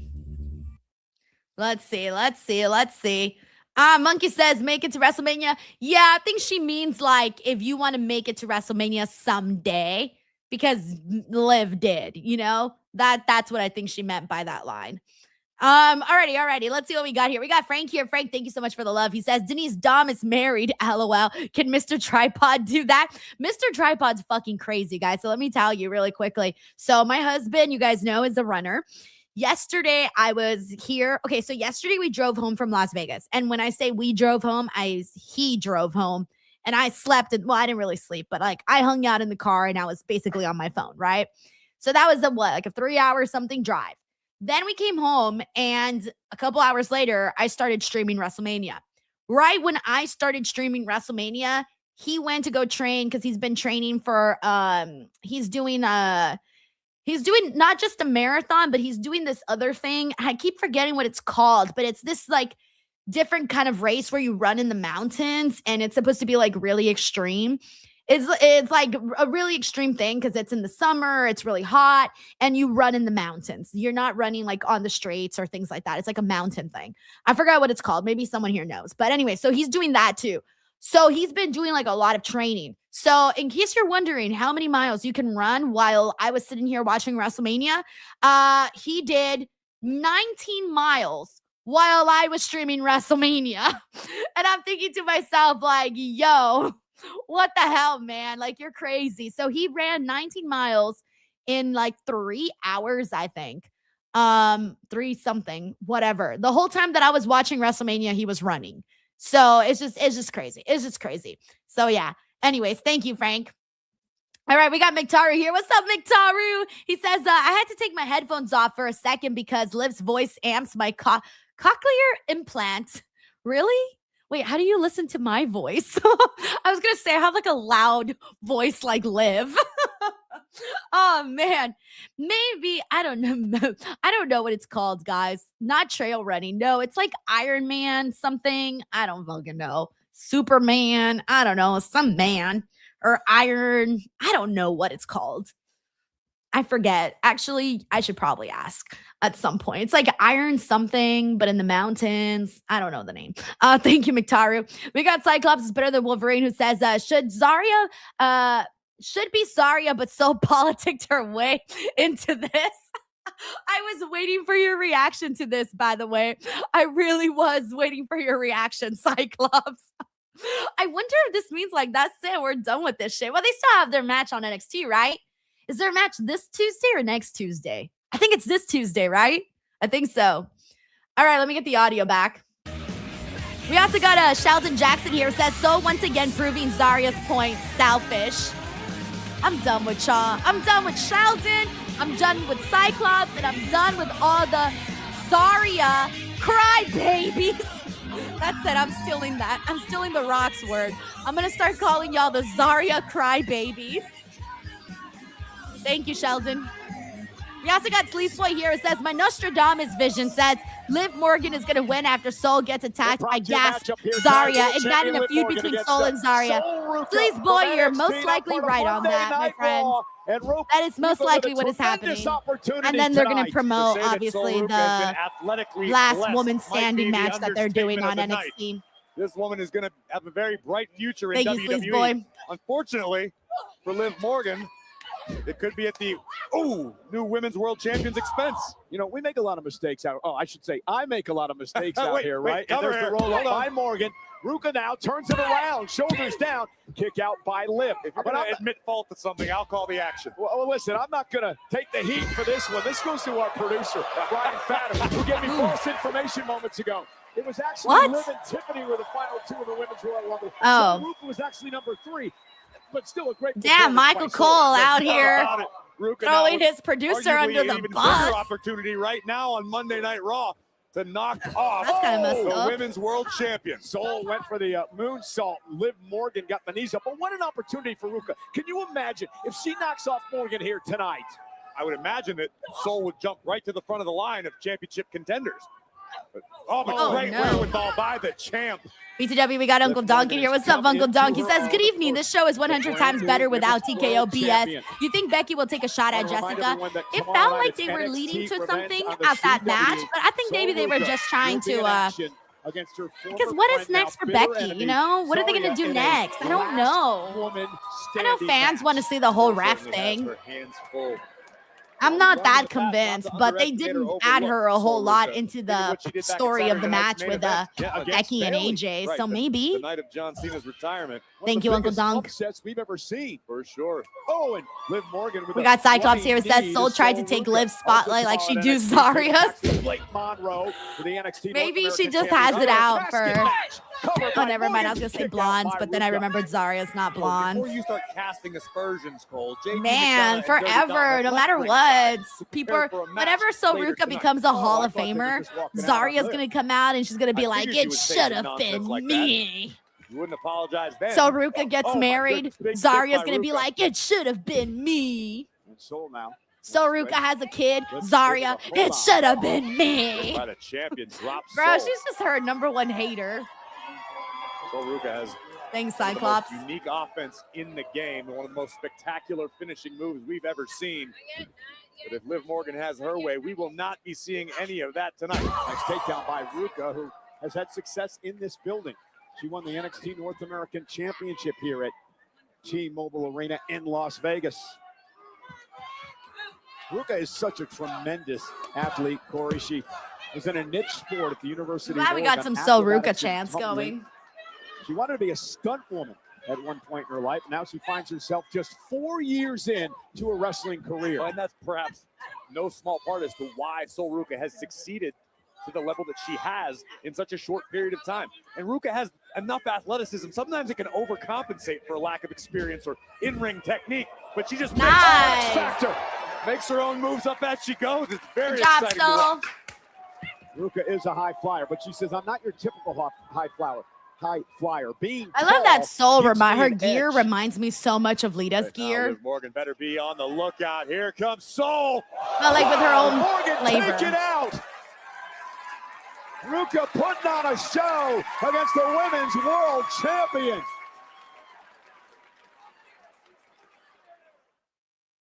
Let's get ready. All right, we're on a commercial break. Let's see what we got here. We got let's see. We got Isaac Hall here who predicts that Zarya will be on SmackDown. I hope so. Just keep them apart. Keep them apart. We got Infamous Raider Loco here who says they should have done Paige after Raw with So Epic. I see what you're saying, but I don't know. I think they're just obviously going a different direction. Thank you, Frank. Alrighty. Let me see. Who do we got in here, by the way? I've been giving some shout outs in here. Oh, yay, thank you. Sniper says 600 DWO in here and only 286 likes. Hit that like button. Yes, please do. If you're already here, support, hit that like button. It helps out, being here. Honestly, just being here helps out a whole lot, but make sure you're subscribed. I know a lot of people tune in and out, so they probably think they're already subscribed, but make sure you subscribe. We hit some big numbers here on YouTube this weekend. Actually, let me update my little chart here. We surpassed 247,000 subscribers. Like, we are well on our way to 248,000. I honestly think I'll hit 248,000 by the end of the week, possibly. And the views have definitely skyrocketed for everything. Like, in the last 48 hours alone, it refreshes every 48 hours, but in the last 48 hours, we've had 2.5 million views on this channel. And then like the 48 hours before that was like 2.9 million. So it's definitely, there are videos that are definitely blowing up, and I could not be happier about that. Honestly, you guys know that every single day there's something going on this channel, whether it's a live stream, a video, a short, or all three. Literally, like we go balls to the wall around here, and there's a lot happening on this channel all the time. And I try my best to give people on the ground content, like when I'm there. I love that when fans are happy that they get to see my videos, because I post like a lot about their favorite wrestlers, and they get to see things that they probably weren't going to see had I not like shot the video and posted it up. And, you know, I always like, whenever I'm on the ground at events, I always try to think to myself, like, you know, what do I want to see as a fan? Because I'm a fan. So what do I want to see as a fan? If I like something, then I know that other people will like it too.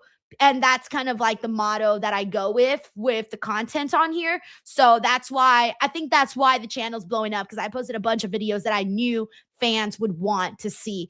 And anyways, all that to say, thank you, the sniper. And we also got Tommy Gunn in here. What's up, Tommy? We got Infamous DJ. Oh, I already shouted out Infamous. You know what? You get another shout out, Infamous DJ one. Double shout out. Fuck it. Thug life. All right, we're back here on the show. Night Raw. Also, shout out to King Davion. We got Willard Dorso here with us. We got Jose Lopez. We got James Evan. We got Leo Poroy. We got Louie. Louie, don't be mean to Sol Ruca. Brand new to Monday Night Raw. We also got James, we got Jermaine, we got Joseph Boss. Did this to Makara, Wrestlemania Saturday. Oh, Frank says, no, I meant Paige winning the World Night title against Raw. AJ Lee, imagine doing that to So. Oh, okay, I see what you mean. Sorry, Frank. I misunderstood you. We also got Joe Montez in here. Shout out to Esteban Enrique, who's here with us as well. Rip Morgan over into a snap suplex. We got Daniel Tony. That's why Sol does so damn selfish. Denise gives Zarya her shot. And Morgan with a right. And Ruca, I don't know what Zarya did to y'all, but she'll brainwashed all of you. She called her a stupid bitch. Oh, we also got Jermaine Young. What's up, Jermaine? Strikes from both women. Back and forth. Hey, what's up, Darkwing?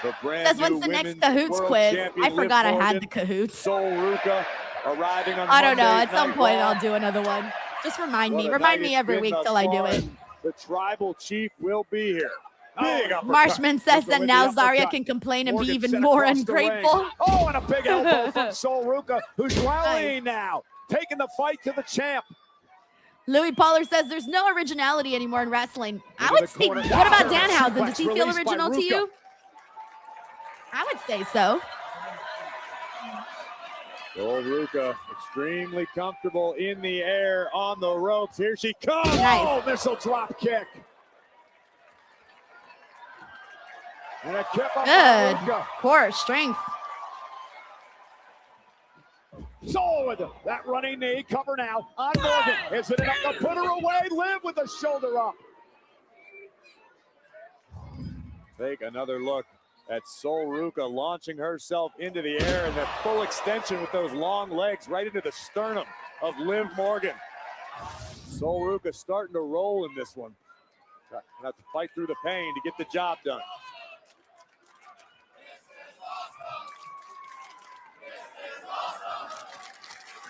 Ruca a little slower than usual. And then Infamous, I think this is the one I just read, right? They should have did Paige after Raw with So Epic. Yeah, that's the one I just read. Just wanted to make sure I read that. Into the code breaker by Liv Morgan. Here's the cover. Is it enough? We also got Stephen Marchulli here, who says a WrestleMania someday, Liv versus Sol, Liv versus Sol, Tiffany versus Blake, Rhea versus Stephanie. All of those. I co-sign on all of those. I want them all. Give me WrestleWomania. WrestleWomania. I can't say it. I'm trying to put woman in WrestleMania. WrestleWomania. WrestleWomania. There you go. What a counter. Delivered a kick. Landed on her head. Bounced down. Nice Soul Snatcher. I wonder how many people in there just saw the Soul Snatcher for the first time. There's probably a couple in there. Maybe a couple in there. All right, Sol's gonna fly. Sol's not done yet. Beautiful. Oh yeah, the crowd's gonna love Sol. I think there are some people that are seeing Sol for the first time. But look how they're reacting. They're reacting like crazy. I feel like there are people in there that are seeing Sol for the first time. That's awesome. She literally landed on her head and bounced out of it. Incredible. What the? Zarya! Oh no, Zarya! We knew it was coming. We knew it was coming. We knew it was coming. He's the biggest hater. Such a hater. Quit drinking that haterade, Zarya. That's all you'll be looking at. These two have a last woman standing match, but that's tomorrow night. Tomorrow. Zarya trying to ruin the debut of Sol Ruca. Didn't see it happen. She was dealing with Wow, Morgan. notice how the main roster crowd is actually reacting appropriately to this feud. Not like over on NXT where people are reacting differently. It's like two different The universes. official begins to count at a count of 3. Sol Ruca, an extraordinary performance tonight, only to be ambushed by Zarya, her former friend, and now her bitter enemy. Jessica Card at the count of 8. Ruca's about to be counted out. Barely makes it back into the ring before 10. Liv Morgan with Oblivion. And it's done. This time there's no getting out of it. Covered by the champ. That was fun. That was fun. Here's your winner, the new Women's World Champion, Liv Morgan. We got DC for Live 279. What's up, bro? He says, hey, Denise, did you see CM Punk smack fan phone after WrestleMania? Fan harassing his wife? I did see that. I was talking about that earlier. I was talking more so about how that headline from TMZ really pissed me off because I'm like, bro, like you guys have such a huge following and you're out here making it seem like CM Punk's a loose cannon, that he dropped the fan, he threw a fan's phone because he lost to Roman Reigns. And then I clicked on the article to see if there was anything in there about like his wife being harassed. I didn't see anything in there about that. And I thought to myself, that's terrible, TMZ. TMZ really upset me with that. I was like, come on, bro. Like, there's people that are going to be like seeing that aren't wrestling fans. Come on, you know? Thank you, DC, for life. Hope you're doing good this week. For Sol Ruca. We also got Mike Parker Collects here who says, I would think thankfully so Zarya will conclude soon if they are behind Sol enough to put her in the high-profile match on the biggest. Oh, there we go. We got Stephanie out here. Let's see what happens. You think she gets a rematch? The former Women's World Champion, Stephanie McCare. Do we do a rematch? Maybe we do a rematch and give them a proper amount of time so that they can go to town.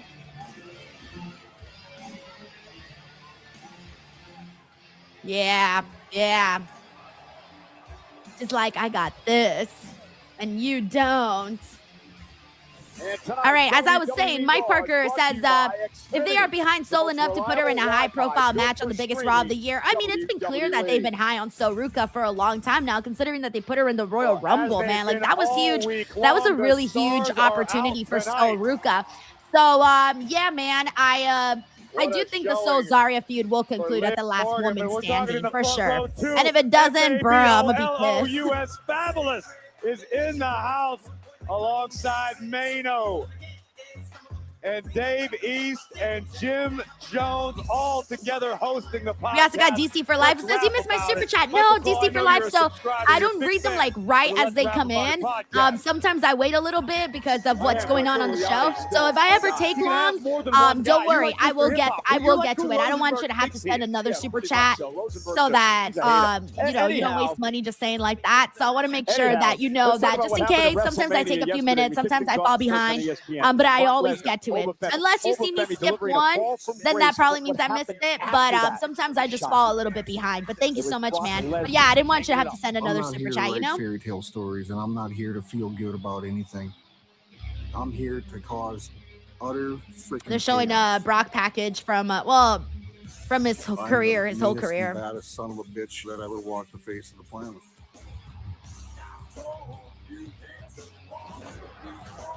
Damn, I haven't heard this song in a long time. The I Stand Alone song. I haven't heard this song in forever. The single moment that I realized Brock Lesnar would be the next big thing. The very first moment I ever laid eyes on Brock Lesnar. The youngest WWE. I remember the first time I saw Brock, I was like, holy fuck, dude, I don't think I've ever seen anybody that large. Oh, I remember that. When that ring thing happened, I was in 5th grade. And everybody was talking about it that day at school. Everybody. There was just a different aura around Brock.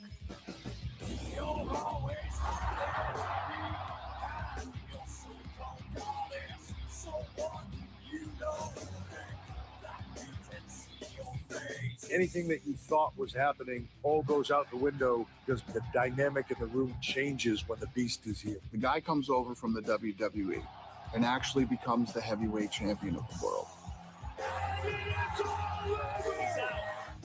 It's impossible to do.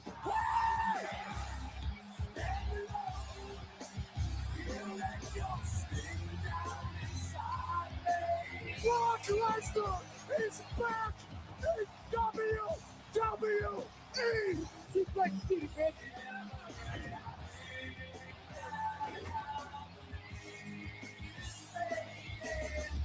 The streak is over. My eyes got about that big. I said, holy, the streak is done. In the ring, in an octagon, I don't think there's anyone on this planet that can take him. The most decorated combat sports athlete of all time. From his athletic ability. One of the greatest matches, Brock and Kurt. That was Once crazy. you see Brock Lesnar, you know exactly who he is. Brock was just a specimen. From the first time I saw him, he was just effortless. This is better than everybody else. A lot of people paid a lot of money to see Brock kick the shit out of me. Roman. I like Roman's answer the best so far. A lot of people paid money to see for Brock to beat the shit out of me. The beast! The conqueror! Brock Lesnar!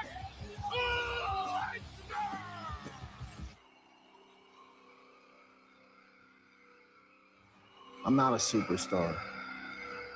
I'm an ass kicker. I am Brock Lesnar.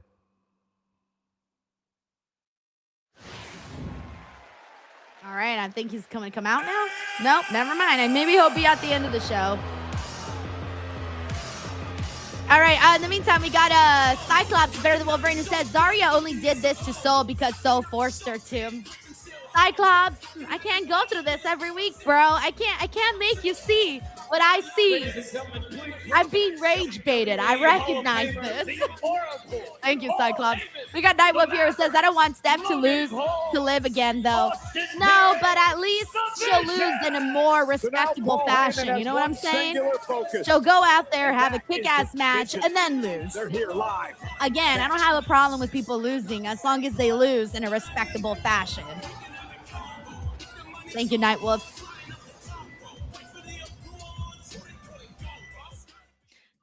I was saying how yesterday I was saying that lately Backlash hasn't been my favorite pay-per-view PLE that they do. So I hope that this year they do something. It always feels like WrestleMania extra light or WrestleMania leftovers. That's usually how I feel lately about Backlash. Hopefully this time around we feel a little differently, but we'll see what they do with that. We'll see what they do with that. Also, thank you so much, Dave Hollywood Jordan, for the kind comment. I appreciate that, man. Alrighty, let's see what we got here. Let me go through some more comments. Who's in here? All right, let's see. Hey, what's up? Yes, boy. He says, kind of crazy throughout Brock's entire career. He's only won world titles. Dude, well, I mean, he was just booked differently, you know? Hey, what's up, Jeff? Dude, thank you so much for the awesome super chat, man. Jeff says, let me see. He says, Brock Lesnar had a legendary career despite his personal battles. GOAT, BTW, Denise, you're the best. Hey, thank you so much, Jeff. Seriously, I appreciate the support. I appreciate the overall generosity, man. Thank you so much. It's unfortunate, you know, that all the stuff that happened on behind the scenes for Brock, because you know, a lot of fans of his were really let down, man. And they were just like, shit, dude, like I was a fan of yours. And then this happened and you're just like, oh, man. So yeah, I get it. But within the ring, yes, he did have a legendary career, not just in the wrestling ring, but as you saw, also in the octagon, as you just saw in that video package. And there's a lot of really great matches that Brock Lesnar had throughout his entire career. A lot, countless ones. A lot of exciting stuff. Like, I don't think we'll ever forget, you know, not just a lot of those matches, but the moment that he ended the Undertaker streak. Like, that's a moment that I can guarantee if I ask you right now, and I'm going to do it. I'm going to ask you right now, where were you when Brock Lesnar ended the Undertaker streak? Let me know. Where were you? I know exactly where I was at. I was at my grandma's house on the couch. I was sitting to the far right side of the couch. My uncle was right next to me. I had some other family. The lights were off in our living room, but the lights were on in the kitchen. I ate Pizza Hut that day, and I remember when it happened, I stood up and I was like, holy shit. My uncle stood up and was like, holy shit. Everybody stood up and was like, holy shit. This is what I mean by you can remember that in great detail because it was an insane moment. Thank you, Jeff. All right, let's bring the audio back. Dragon Knight also says he was at his uncle's house. 13,691. M. Durrett says he was stunned on his WWE bed. fans on hand, wrapping up a spectacular Jan Jay was at home watching with his grandmother. Miss WWE says girl says at her grandma's house watching on TV. Dragon Knight said he thought it was a botch. Let's see. I don't even care about the fucking vision. Joseph was watching at Hooters with friends. Timothy was in his room watching. Ladies and gentlemen, my name is Paul. Envy the engineer says he was laying back in his recliner in his apartment living room smoking a blunt. I had a whole speech hilarious. prepared, but the beginning of this entire program threw me off a bit. You know, my favorite part of Wrestlemania has always been expect the unexpected. And yesterday was a moment that was so unexpected, it will live inside my heart, and I suggest a lot of other people's hearts for the rest of their lives. And yet, despite the fact that earlier tonight, CM Punk came out here and was kissing the asses of all the people backstage and in the production truck and all the people behind the scenes and how great they are. This supposed greatest production team of all time, when they did the then, now, and forever, still have my beast in the now. So these stupid bitches in the truck and in the production team just can't take the reality of what went down yesterday. So oh, Lord. He's crashing out. On you, my wisdom. Please take him out of the now and put him in the forever, because he's not the now, and he will forever be the baddest that has ever been in a WWE ring, and that beast's name. That's hilarious. Leave it up to Paul to be this level dramatic. It's Brock Lesnar. I mean, I'm pretty sure Paul could have sent a friendly email to the production people, but nah, he's like, I'm gonna call them bitches and come out here.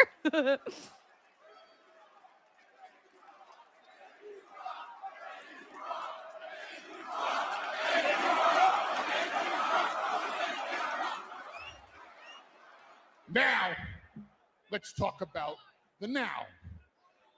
And the now is the fact that WWE is experiencing a resurgence in the tag team division thanks to Austin Theory and Logan Paul.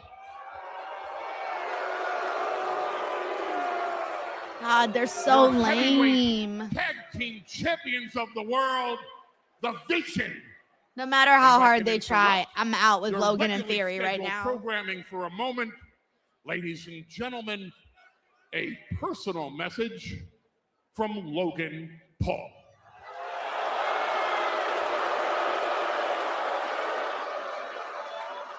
Maybe I should go run 19 miles right now. Right now, I'm going to leave and run around the block.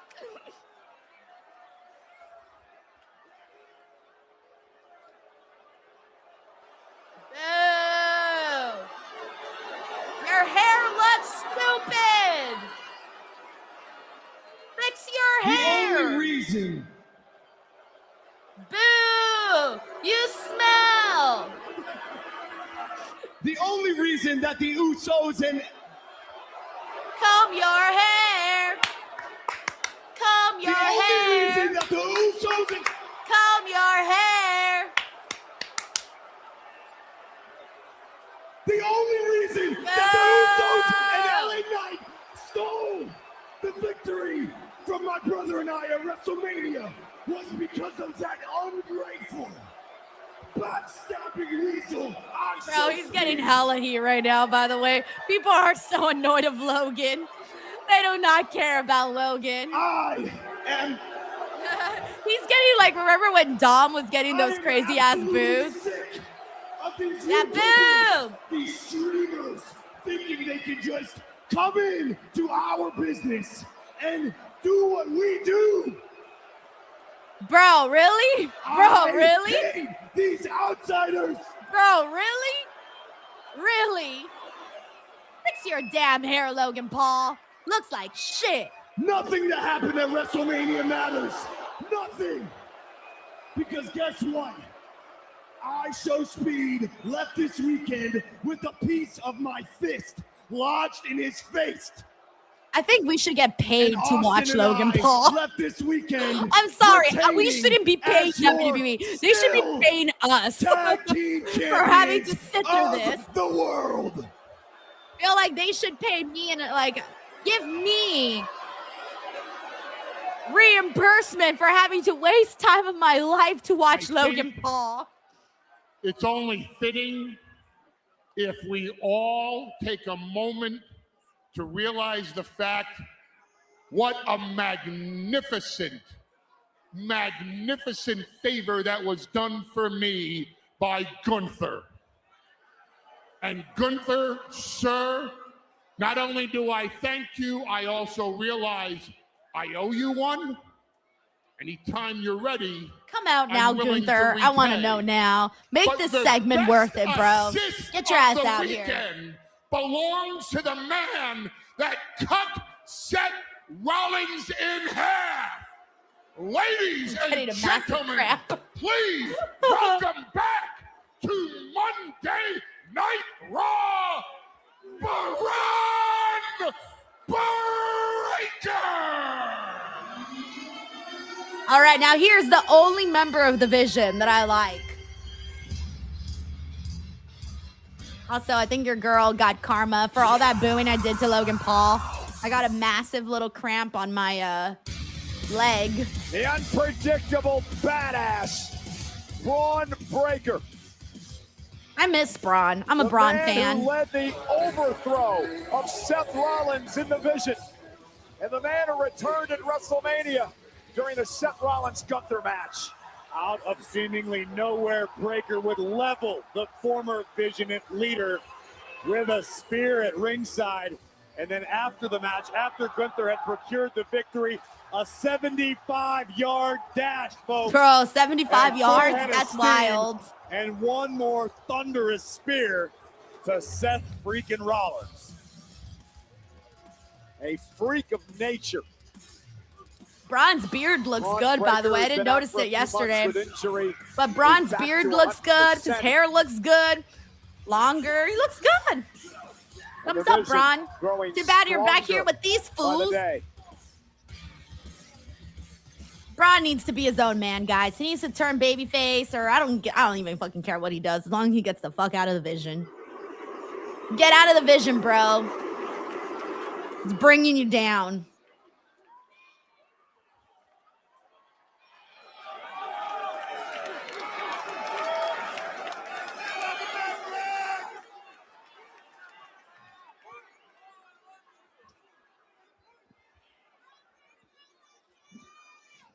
I was thinking today,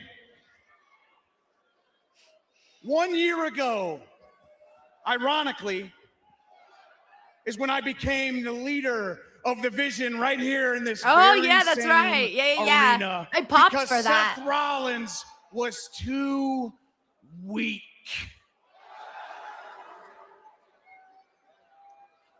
Now, I don't know about you, but my favorite part about WrestleMania weekend was watching Seth Rollins get this close to beating Gunther, and then I ruined everything for him.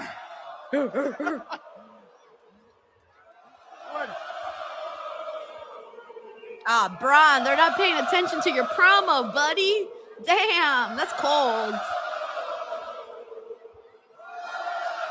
Seth,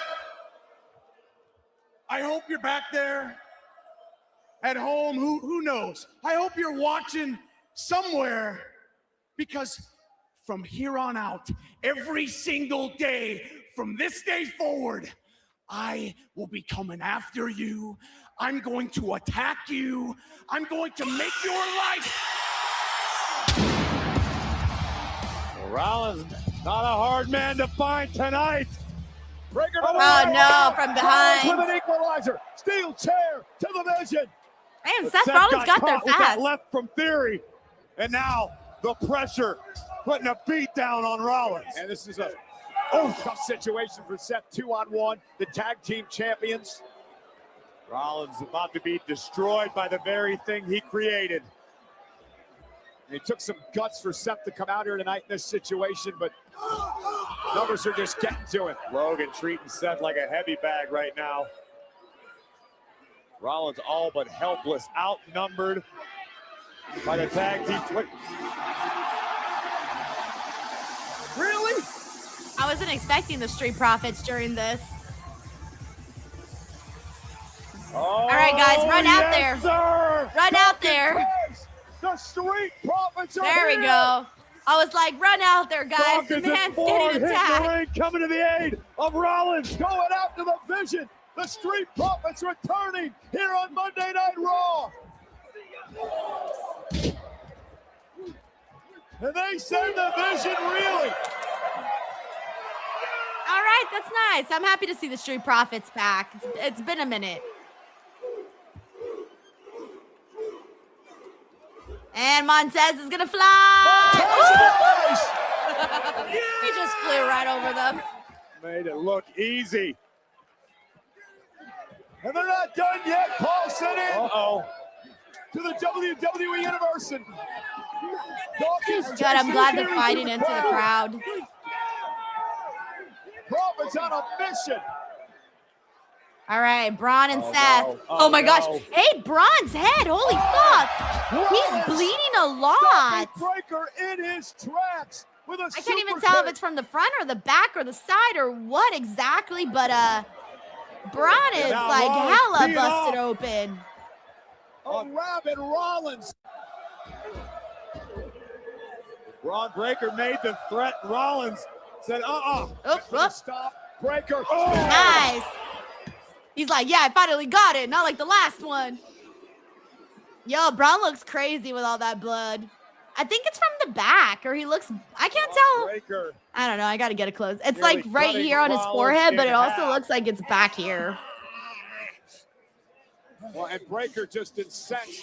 You see, he was Taking his busted shirt open off. because of that steel chair by Seth Rollins. And Breaker now gonna punish Rollins, who's still banged up for the match with Gunther. I never needed your sorry ass. I'm gonna ruin everything that you have ever done. These people, everyone, will remember you. Oh, yeah. It's from the back. He's bleeding a lot.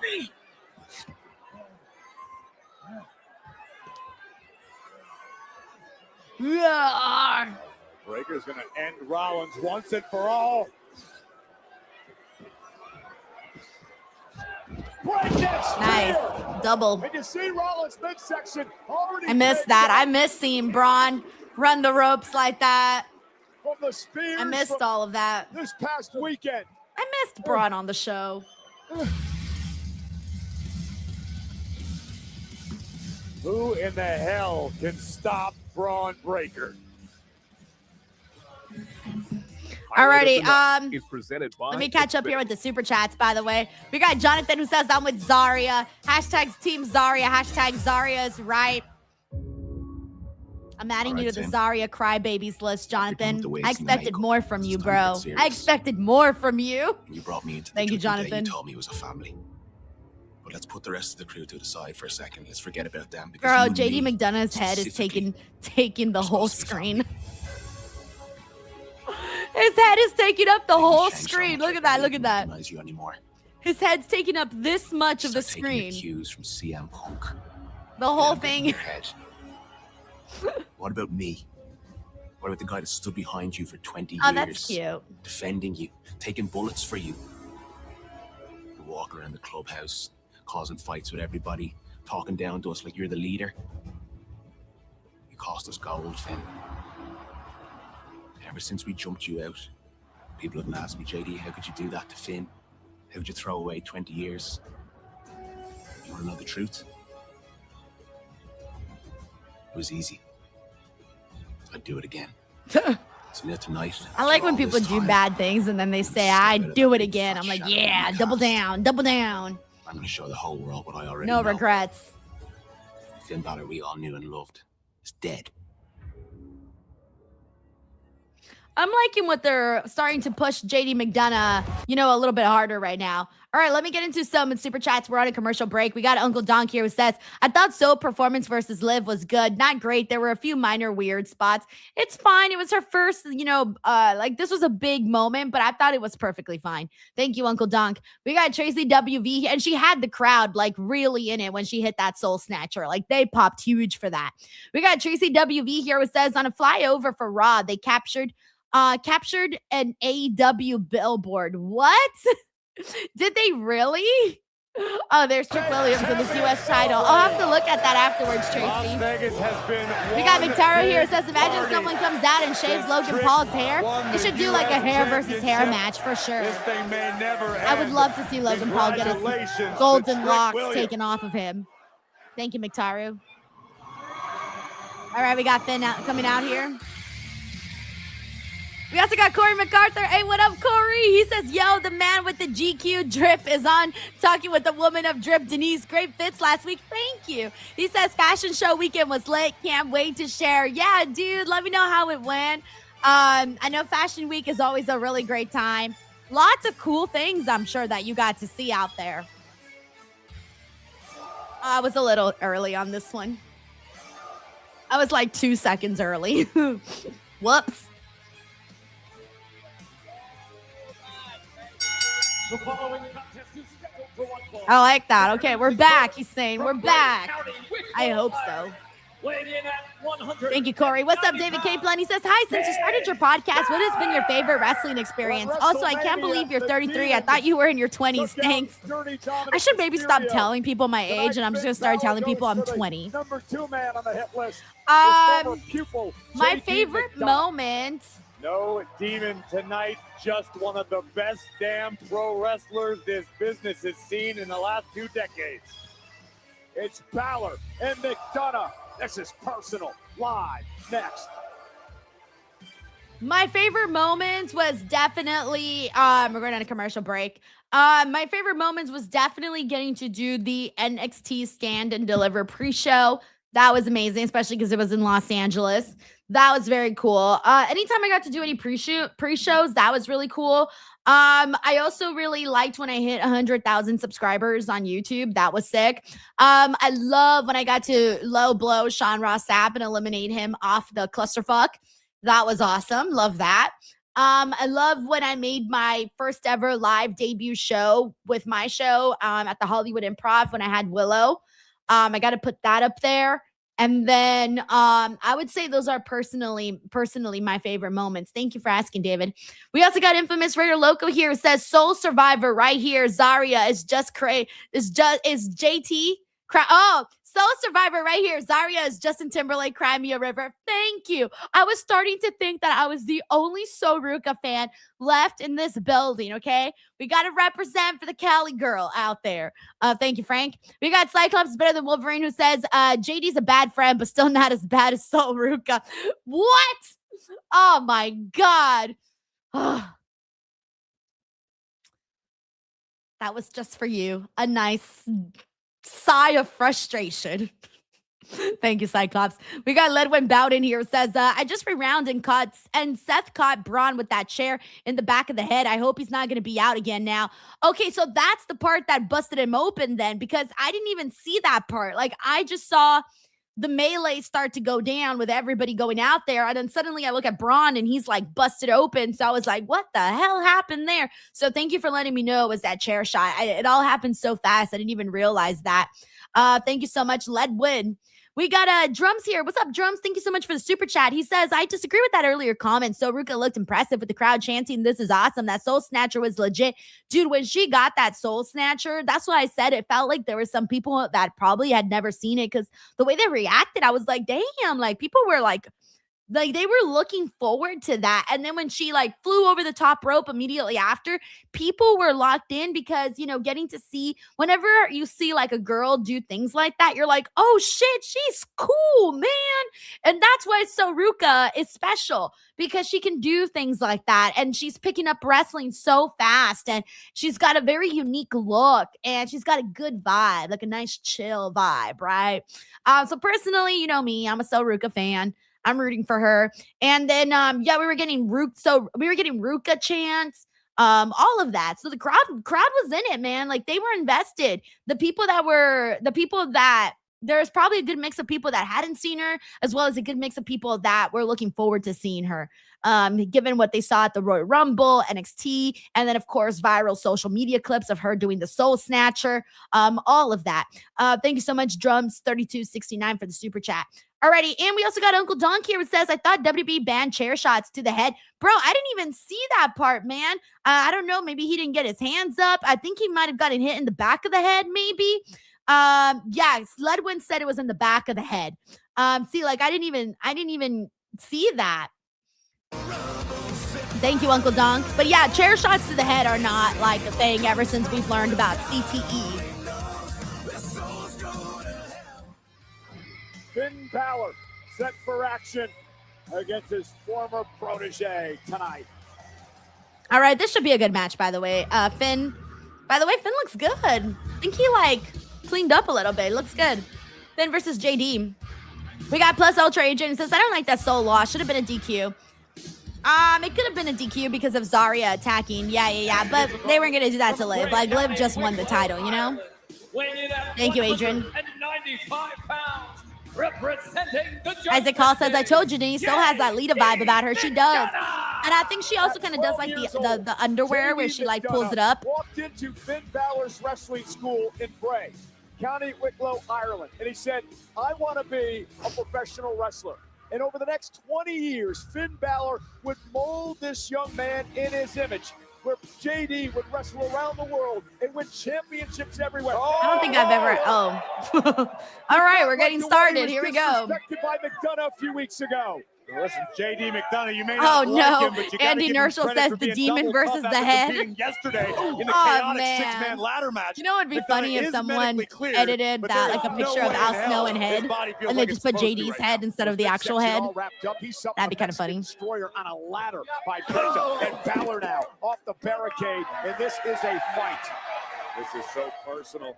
Finn Balor eager to get his hands on JD. Wait, did the bell ring already? You have to imagine, we almost saw the dirty betrayal. I was gonna say did they give this a step, or did the bell just not ring? Brother to Finn Balor for like, as you said, 20 years. And I was shocked when it happened as well. I mean, you know, Dirty Dom's attitude, but for JD McDonough, to your point, him and Finn have been so close.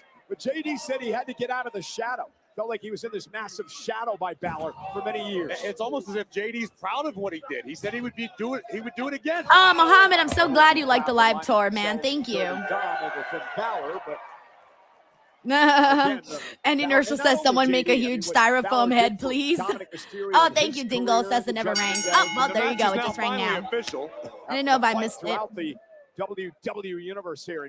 Delta Pickle says, well, is Brock supposed to be here tonight? I thought he was. Didn't someone tell us he was? Nails. Is he still coming out? I don't know. I thought Brock was supposed to be on. Oh, nice high elbow by McDonough as he drops to his knees. By the way, we got Kevin Age. What's up, Kevin? He says, is it just me or the pacing of the show is pretty decent despite the ads? Also, is that a Liv Morgan shirt?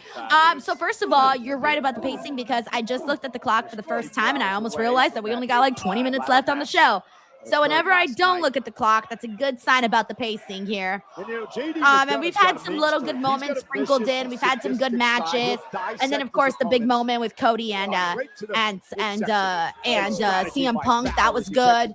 And then a couple of call-ups with Sol Ruca and Ethan Page. So overall, I'm feeling good. We got a little bit of everything sprinkled into the show. And then yes, this is a Liv Morgan shirt. McDonough now right to the back sends Balor to the floor. McDonough has taken over. Thank you, Kevin. All right, we're on a commercial break. We got Uncle Donk here who says, I can kind of see the Lita comparisons, but at this point, Sol is not close to the level of Lita. No, we're not saying like that. Like, we're not saying she's Lita or anything like that. Personally, I was talking about her gear when I said that she gave Lita vibes. I was talking about her gear. But you see that a lot, you know, where people be like, oh, this person gives Charlotte Flair vibes, or this person gives Trish Stratus vibes, or, you know, whoever. We're not saying she's at that level because she just started her career, and Lita was a pioneer for a lot of women. But it's not meant to be like a comparison thing. It was just like, okay, she has the baggy pants like Lita. She's got the thong going up like Lita, you know, like it was more so about her gear versus anything else. Thank you, Uncle Donk. Alrighty, and in the meantime, we got 2 minutes of commercial break, so let's see what we got here. He says, oh, we got Hollywood Dave who says, Denise, do you have the Circa belt? No, but I did get the belt for like, for photos and things like that. Really, really great show. Really great turnout, by the way. I was so happy to get to see so many people from here there at the show. And it's crazy now to say that I've checked off both Los Angeles and Las Vegas. Like, those are 2 huge markets in the United States. And to be able to say that I had shows at both of those cities is pretty fucking epic. So I'm starting to feel like the Denise World Tour is actually coming to fruition. And I'm excited because like today I tweeted out, I tweeted about the show and I put like LA check, Las Vegas check, and then I put where to next, question marks. And there was people that were putting like the city and shows that they want me to be at to do a show. And I thought, oh shit, that's fucking cool, because now people are starting to now that I've done my live shows, I think people are starting to hear about it, to know about it, to be like, oh shit, like she's doing live shows and these are the guests that she's having. Oh shit, I like this wrestler. I want to go to the show. And that makes me happy because I'm just getting the shows established. You know, we've only done 2. And, you know, it's interesting because I thought I was so scared. I was so scared to do the live shows, not because of the component of being live or anything like that. It was more so that I was scared that no one was going to show up. It was more so that I was worried about that. That was my biggest concern. I thought no one was going to want to buy tickets before I even did my LA show. And then when we filled the entire room at the lab, I was just like, what the hell? Oh my God. And then in Las Vegas, when I met all of you guys, I thought, oh my God, like I met somebody from Scotland that came to the show. And I'm thinking to myself, wow, like the people are real. They're really out there and they came to the show and it's been wonderful. That was my biggest like eye-opening thing. Anyways, we're back on Raw. One matchup. Thank you, Hollywood Dave. We're trying to focus on the banged up ribs, the midsection of JD McDonough. Uh-oh, that backfired for JD. And now Balor creates some separation and has a chance. Oh shit, now Finn's busted open. I think his mouth is bleeding. Or his nose? Mouth. Can't tell, mouth. Finn knows he has been in a fight tonight. Mouth. We saw the beginning of the matchup and how heated these two have become. Damn, back-to-back blood. Friends now trying to dispose of one another. Dave says, what would you like to go to next? body. Have some ideas cooking. Have some ideas. Once stomp to once the they're in sternum of motion, I will McDonough. let you guys know. And Balor looking extraordinary at the moment. Finn now. There's the reversal. And oh, nice swing blade by Finn.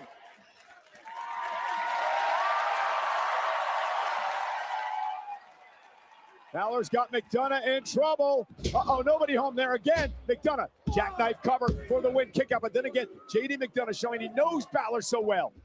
Oh, headbutt. Good night. Into the cover. Another near fall from McDonough. A testament to the toughness and the grit of Finn Balor.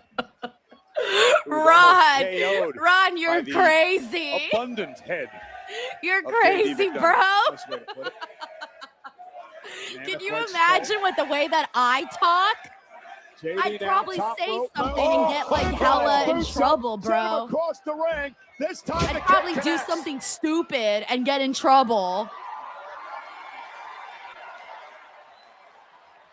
Balor up top. Coup de grace to the injured ribs. Balor with the win. Good job, Finn.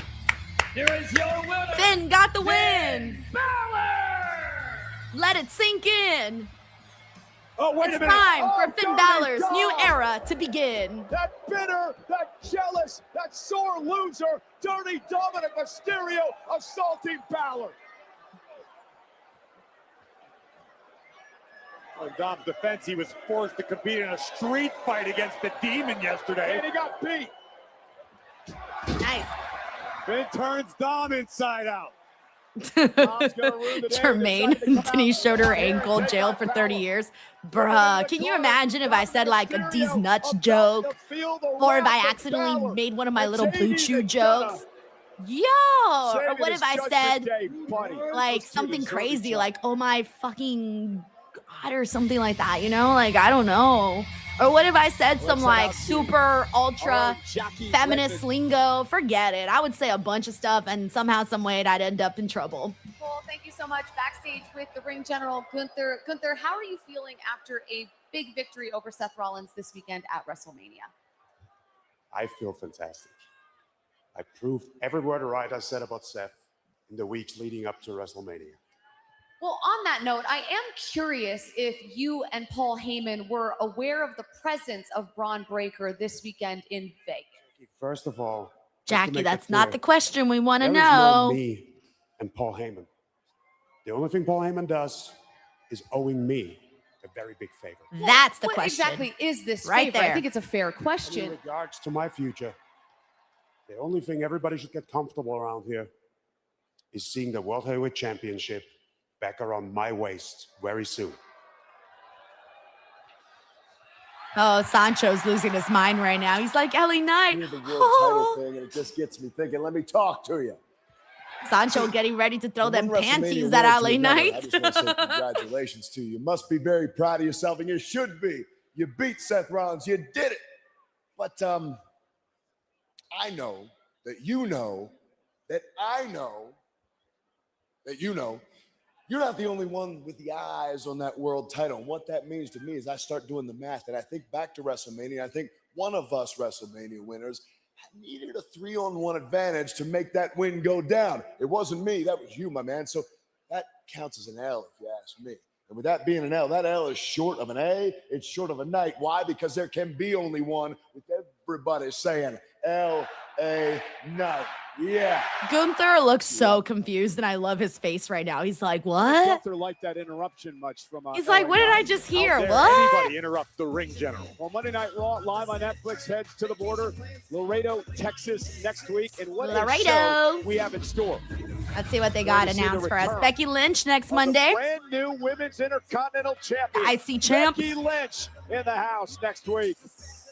Also, we have a very special. Wait a minute. Joe Hendry concert. Does that mean he's being called Joe up? Hendry's going to be on Raw in concert. Is that what He's that on Raw means? for good now. Oh my! Oh, they just Whose said it. name do I say to make him disappear? I think they just said it. Didn't they just say it? He's on Raw for good now?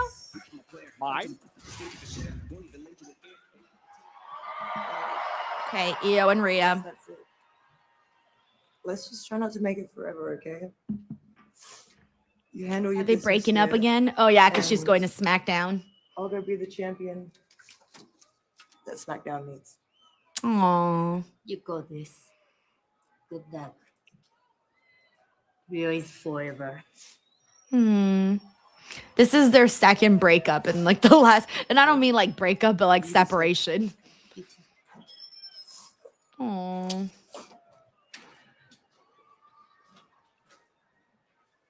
Aw, I think we should play that graduation song, the one that everyone plays when you're leaving graduation. Oh, there's Liv.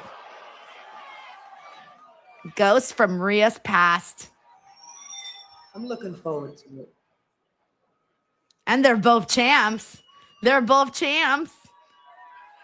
I wonder if they'll both be champs by the time we get to the Crown Jewel show where they do the champion versus the champion.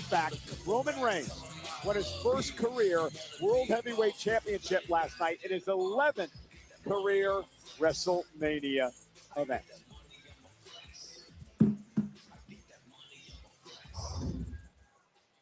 Okay. Is that Roman rolling in, or is it Brock, or what are we doing? What are we doing? What's happening? Que pasa?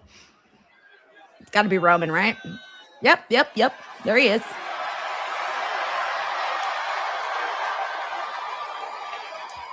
I'm now Sleaze Boy, thanks. That Why Can't We Be Friends song is still stuck in my head ever since I read your super chat.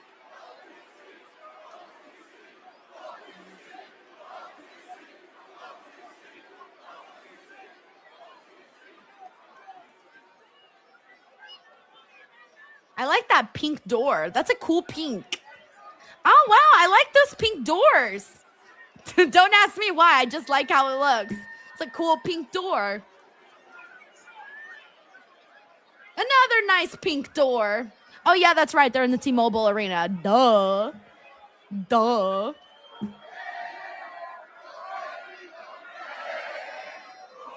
By the way, we got Tracy WV here who says, I think All In would be a great place to have a show. You know, Tracy, I've thought about that, but I don't really know. My fan base is primarily United States. I know I have London fans too, obviously, but like the big chunk of my audience is within the United States.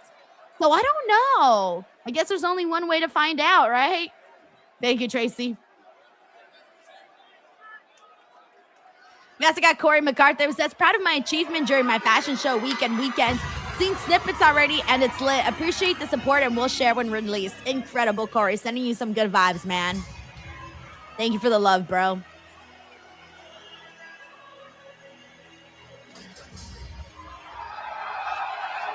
Oh, that he's actually gonna have the Usos coming out with look, they're hyped. They're like, yay, we get to come out with Roman. Woo!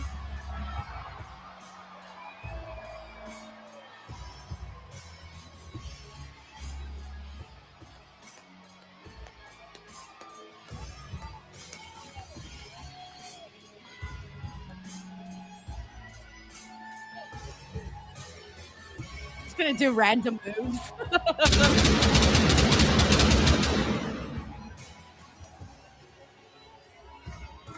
The OTC live next. And he's gonna be out there for like 2 minutes. We're almost done with this show. All righty. Heads up, everybody. After this, don't forget that we still have our post show with Sancho. We'll be having a great time chatting Raw after Mania. Alrighty. Let's see where we're at in the meantime. Let's see. Hey, what's up? We got Kobe Mariscal. He was here with us. He says, yes, I read he was only getting the OG theme back for a night. I'm so glad it's here to stay. Best theme ever. I feel like if you brought it back, like you got to keep it going. You know what I'm saying? Don't do that to the people. Like keep it back. And what else do we got in here? Thank you, Kobe. And Angel Montez says, you mean to tell me that Roman actually showed up and now hell it's gonna freeze over. We got your boy here who says, OMG, look at my boys back together. Everybody. Yeah. Rock your body. Yeah. Everybody. Bloodline's back. All right. Let's go. Thank you, your boy KJ. We also got a Leo Poroy here who says, fun fact, John Cena, AJ Styles, and Brock Lesnar retired at the same age. They're really all the same age? Really? Really? I didn't realize that they were all the same age. Holy shit, Leo. Thank you for sharing that fun fact, man. Damn. Let's see what else we got here. Yep, I agree with Joseph Boza here. It says time flew by today on the show. We got Surfer Philip Noble who says, nah, remember they said if they need to run longer, they will on Netflix when they made this deal. Yeah, they don't do it that often, though. So maybe if they do it tonight, if you're going to do it any night, you might as well do it on Raw after Mania, right? We got Melissa Cabello here. It says, Denise, what are you live streaming this week? I'll be here tomorrow for NXT. I'll be here for Dynamite, and I'll be here for SmackDown. Finally, the SmackDown post show returns with me and Santi, and then that's it. Oh, I have the no shows this weekend. This is the first weekend in a while where we're not gonna have a live stream. I get to relax on my couch, and I hope to finally read that damn book that I bought like 2 months ago that has been sitting in my living room waiting for me to read the damn first page. I might do that this weekend. Ooh, it'll be nice. All I want to do is lay on my couch, read my book, have my little hot Cheetos, maybe have a nice coffee, call it a day. Oh, I can't wait. Oh, I got something to look forward to. Let's fucking go. This weekend, that is what I'm going to be doing. Thank you, Melissa Cabello. Let's see. And then I'm going to be back in Las Vegas, by the way, on DoorDash. Thinking like your 2 door weeks. to more. Yeah. The world champs in the Anyways, ring. what's up, Crazy C? We also got Maxwell in here. What's up? We got Ray Santiago. Hey, Ray, how are you?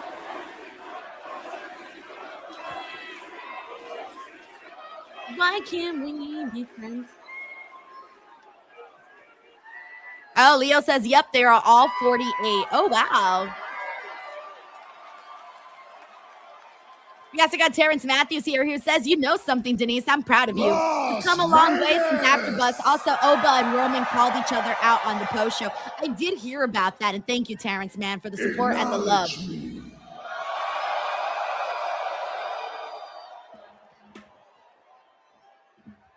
I was going to keep it simple tonight. I was going to talk about this title. I was going to talk about business moving forward. I was going to talk about the future. But then I ran into my cousins, and it just makes sense that we discuss some family business first. I know. I've been wondering if they're on good terms or not. It's been like on and off.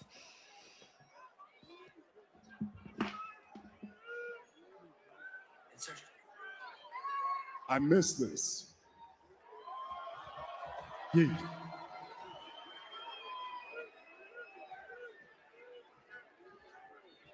I miss having y'all's full trust. I miss having y'all's full respect and love and admiration. I miss doing business with you guys. You see, right now, this is us, separated and scattered. We're weak like this. People like CM Punk can run their mouth and disrespect us like this. There's no limits to it. Some rapper from the 90s running his mouth to you. That's crazy to me. You main event Jey Uso, you the Yeet Man. You're the one that changes.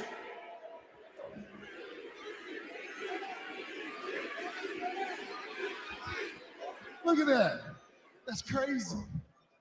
You changed the whole environment and you got washed rappers running their mouths to you? That's because we're like this. This ain't us. This is us. This is the power. When we all come together, nobody can touch us. We got the proof of concept. When we're like this, we ran this business for 4 years straight. That's crazy, man. 4 years.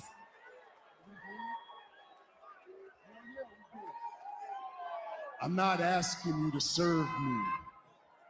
I'm just asking you to be my blood and stand with me.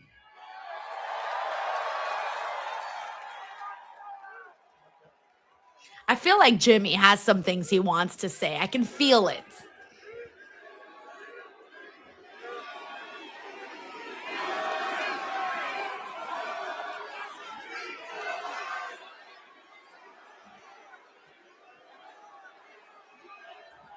I speak for my brother when I say this. You the OTC, you'll always be our tribal chief. Anytime the bloodline in your city, everybody already knows they the twos and we the ones. So I'm guessing that's a yes? Yep, that's a yes. What about Jay? Oh, I don't know. I'm getting nervous. Why do I feel like they're going to super kick him or something? Oh, no. All right. Okay. Okay. That's my boy. That's my boy.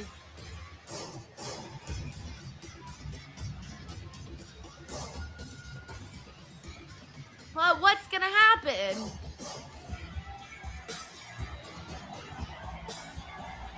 I said it was a family affair. I would love it if Fatu linked up with them right now, you know? But I don't know. BTW, we got Tracy here who says, sorry, my brain is fried. Had all in Texas. Oh, okay. Thank you, Tracy. McIntyre at WrestleMania. We got Uncle Donk here who says, finish listening to Becky's audiobook. Love Rebecca Quinn even more. I'm glad you got to enjoy that. Glad you got to enjoy that, Uncle Donk. We got Infamous Raider Loco says Kenny Omega giving props to Jade for the one-winged angel is awesome. Oh, did he really? I didn't even see that. I didn't see that he did that. But Kenny's cool. Kenny doesn't seem like he would be mind. Thank you, Frank. Zeno Hour says Lisa's husband Jacob. Crazy. I don't know. I want him with and against them in a way. But I think with might be better for now.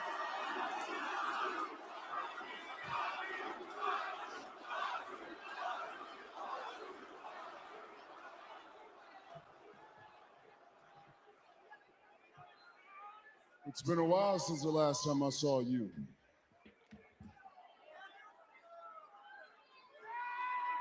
There can only be a couple reasons you would come out here. Fuck. I must assume it's to acknowledge me. Nah, that ain't it.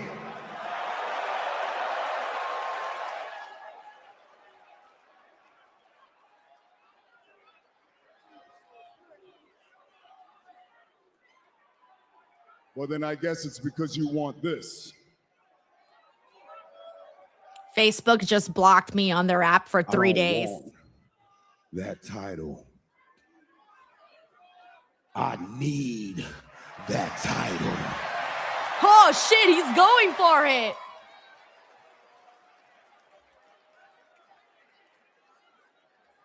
And to be clear, I'm not out here to be tribal chief, but I need everything that the tribal chief has. I need the shoe deal. I need the private jets. Yeah, get it. That Rolex. I need more vehicles. I need a bigger house. I need to put my children in better schools. And I'll do anything for my family, even if I gotta go through you.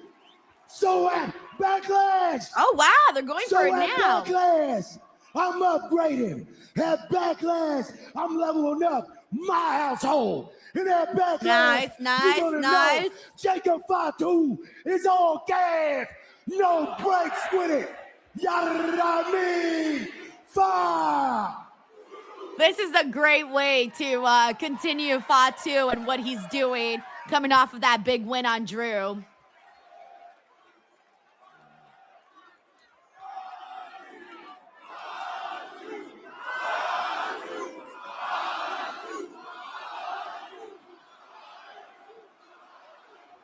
I agree with you. I want all those things for you too. Maybe you can beat me, Jacob. Maybe you can. But the question is, if you can beat me, can you handle the burden of this title? But then we have to look at it on the other side. If you can't beat me, can you handle the burden of having to acknowledge me? Understand this, Jacob. It's thin air up here. The footing, there's not much of it. This is the top of the mountain.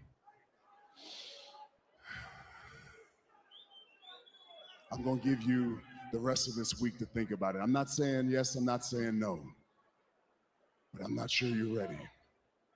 So I'll see you next week on Monday Night Raw. Little cousin.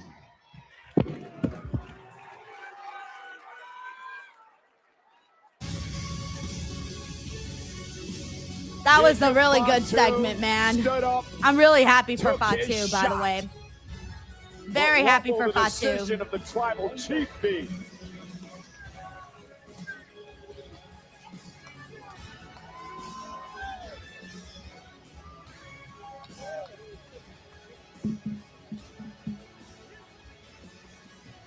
So, Facebook blocked me for 3 days. Talk some sense. Apparently, I said something in a chat that went against community standards, and I only chat with one person on Facebook Messenger. And the one person I talk to is my graphics designer.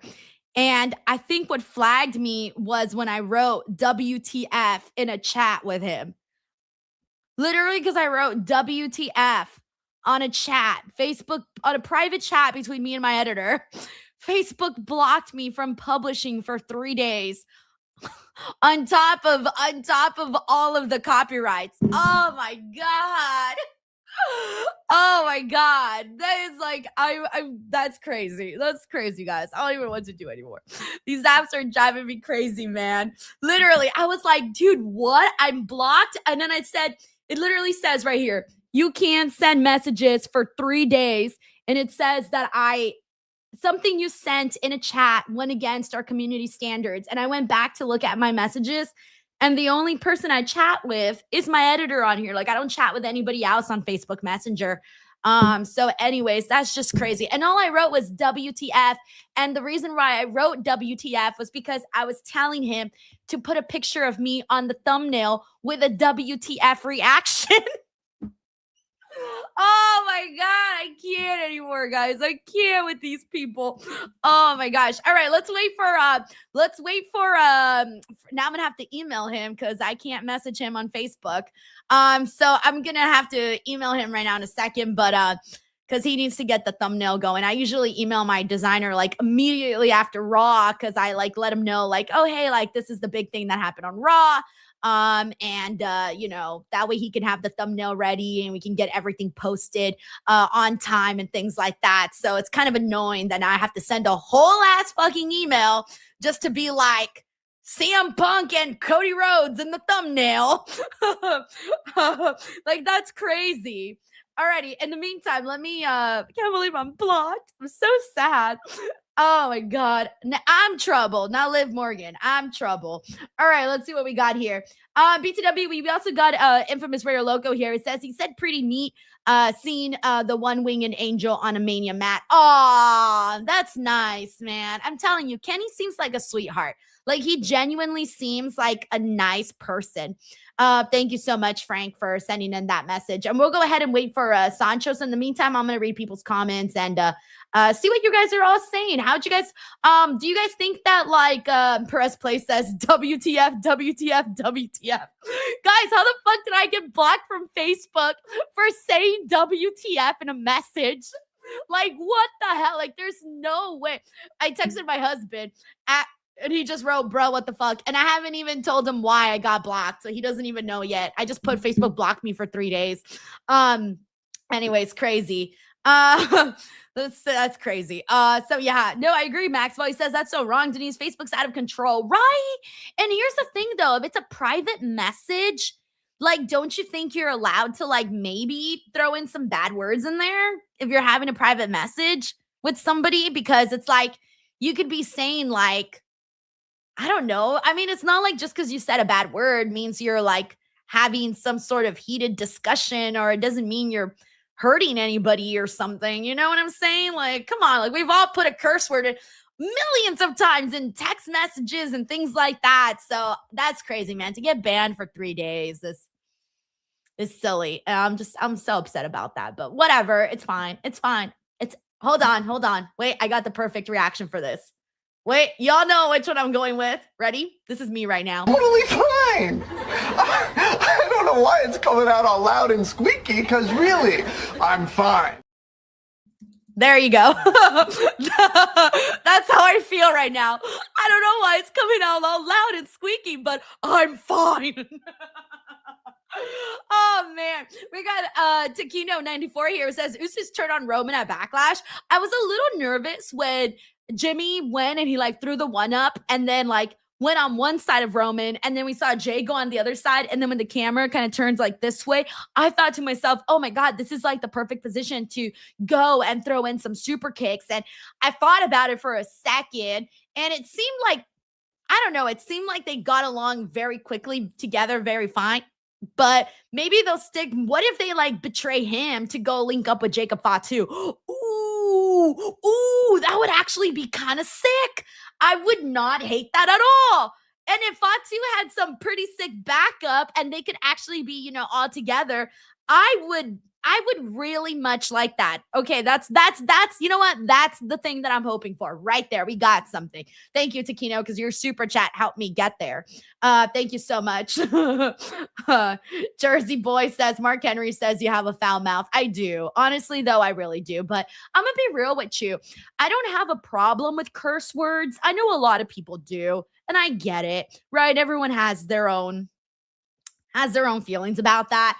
But to me, I feel that curse words are not really that big of a deal. Sorry. Also, if you're like a little kid on here, I'm so sorry. Listen to your parents and do not curse. But if you're an adult, let loose, bro. Let loose. Thank you, Jersey Boy. Anyways, we got a couple of super chats here. We got Frank here who says, not bad idea. Fatu said he wants everything. And Usos, exactly. Right there. I'm so glad that we're all on the same wavelength with this. Yes, Frank. Yes. I agree with that too. Thank you so much, bro, for sending that in as well. Okay, let's see what else we got here. Let's see.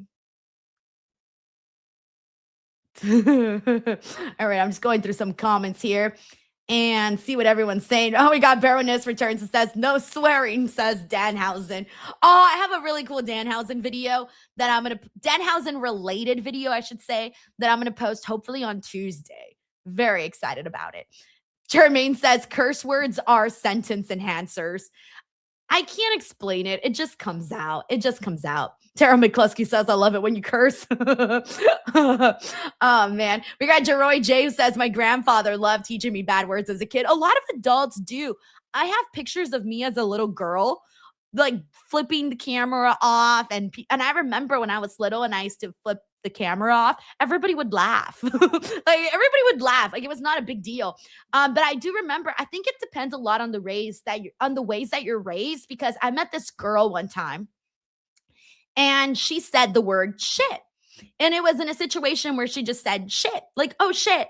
And then she like went into full panic mode. And I'm like, what's wrong? And she's like, I just cursed and on the phone with my family. And she like was freaking out because she said the word shit on the phone with some relative of hers.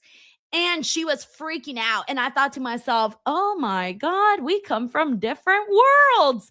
Like I couldn't believe it. She was telling me she's from, I don't know, some state. I don't remember which one it was. But anyways, I was blown away by that. So yeah, blown away. Alrighty, let's go ahead and bring in Sancho West. Hey, what's up, Sancho? What up? Wrestlemania, how are you doing? Oh my gosh, I'm doing good right now. I hope you're doing good. Quick question before we get into everything. Sancho, when you were young, were you allowed to curse by your parents? No, I never really did, honestly. They didn't really curse in front of me, so I never thought I had permission to. Oh, damn. So you were raised like in a wholesome household? Oh no, I got whooped still. So okay, here's the funny part. I was allowed to curse, and they found it funny, but I never got hit. I only got hit one time, actually. Well, one time. Well, it is what it is. I mean, they thought you were adorable. I wasn't as cute as you. It is what it is. You know what I mean? Damn, you think they beat you because you were badly behaved or because they didn't think you were adorable? I was a little Oscar the Grouch, a little trash can every now and then. You know what I mean? Yeah. Okay. You know okay. How the vibe goes. But, yeah. Hey, all right. All right. A little trouble. That's me. Cherry lips. Where are the cherry lips, Sancho? I'll tell you, some of y'all need to get cultured. You know what I mean? A lot of you people are not cultured when it comes to real WWE entrance music. You know what I mean? You want easy layups. By the way, so the reason I brought this up is because guess what? I got banned on Facebook for 3 days. For 3 days for cursing? Yeah. What did you say? In a private message, I wrote WTF. To who? In a private message, I was sending my graphics designer a message, and I said, "Can you put the picture of me where I have the WTF reaction?" Oh, and that got flagged, and so now I'm banned from Facebook for 3 days. Why couldn't you do the? I guess maybe it's because it's a business. Maybe because I don't know. I mean, I think my messages still send under my personal profile. So my personal profile got like flagged, and I'm banned for 3 days for going against community standards. Are you turning heel? Are you gonna turn heel on Facebook? Yeah, this is my heel turn, guy. No, I've already had him a heel turn with Facebook, bro. They be doing me dirty, bro. Like so many times. You don't even know. You don't even know. You don't even know. You don't even know. All right, but let's go ahead and do our post show. So let's get to this, or else I'll rant all day. Here we go.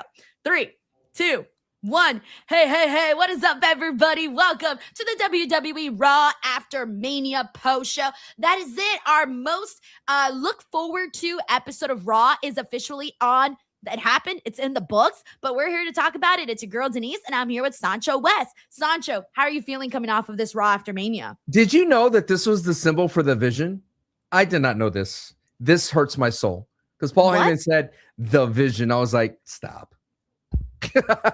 You didn't see that? The Vision. No, I did not realize that. I thought that just meant like peace. Don't you? Okay. That's good. Good. What do you think I was going to say? Nothing. I didn't want you to get in trouble again, Denise. Stop it. Daddy ass? Stop it, Denise. This is what happens. 3 days I spend with you. 3 days, and I'm realizing what I signed up for. What did you sign up for? I don't know. Okay. I can't do anything around you because you're going to skew it, and then you're going to do a promo for Blue Chew at the end. That's what's going to happen. I was going to ask you when LA Knight came out, if you were throwing your panties when LA Knight came out. I was throwing the blooms. You know what I mean? Oh my God. Thank you so much, dude. I don't know why. Wait, why am I thanking you? Because I'm here. Thank you so much. Because I'm here. You need me. Like I'm on your thumbnail. I'm on everybody's thumbnail.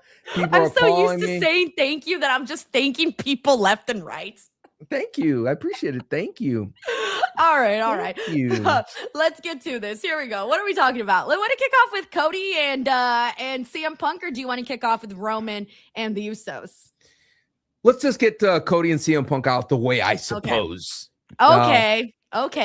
So how'd you feel about it? CM Punk, Cody Rhodes tease. That's been a match that a lot of people thought was even happening this WrestleMania, and it didn't. Yeah, but it's like another repeat of Kevin Owens and Cody Rhodes. Let me give you a title match because we're boys, right? Like that's another retread that I'm seeing with this, and I want CM Punk to earn it, not because Cody feels like it's whatever you want, let's go. It's like two bros. It's like a bromance that is kind of budding in front of our eyes, and I'm just like, I liked it when CM Punk wasn't there to make friends.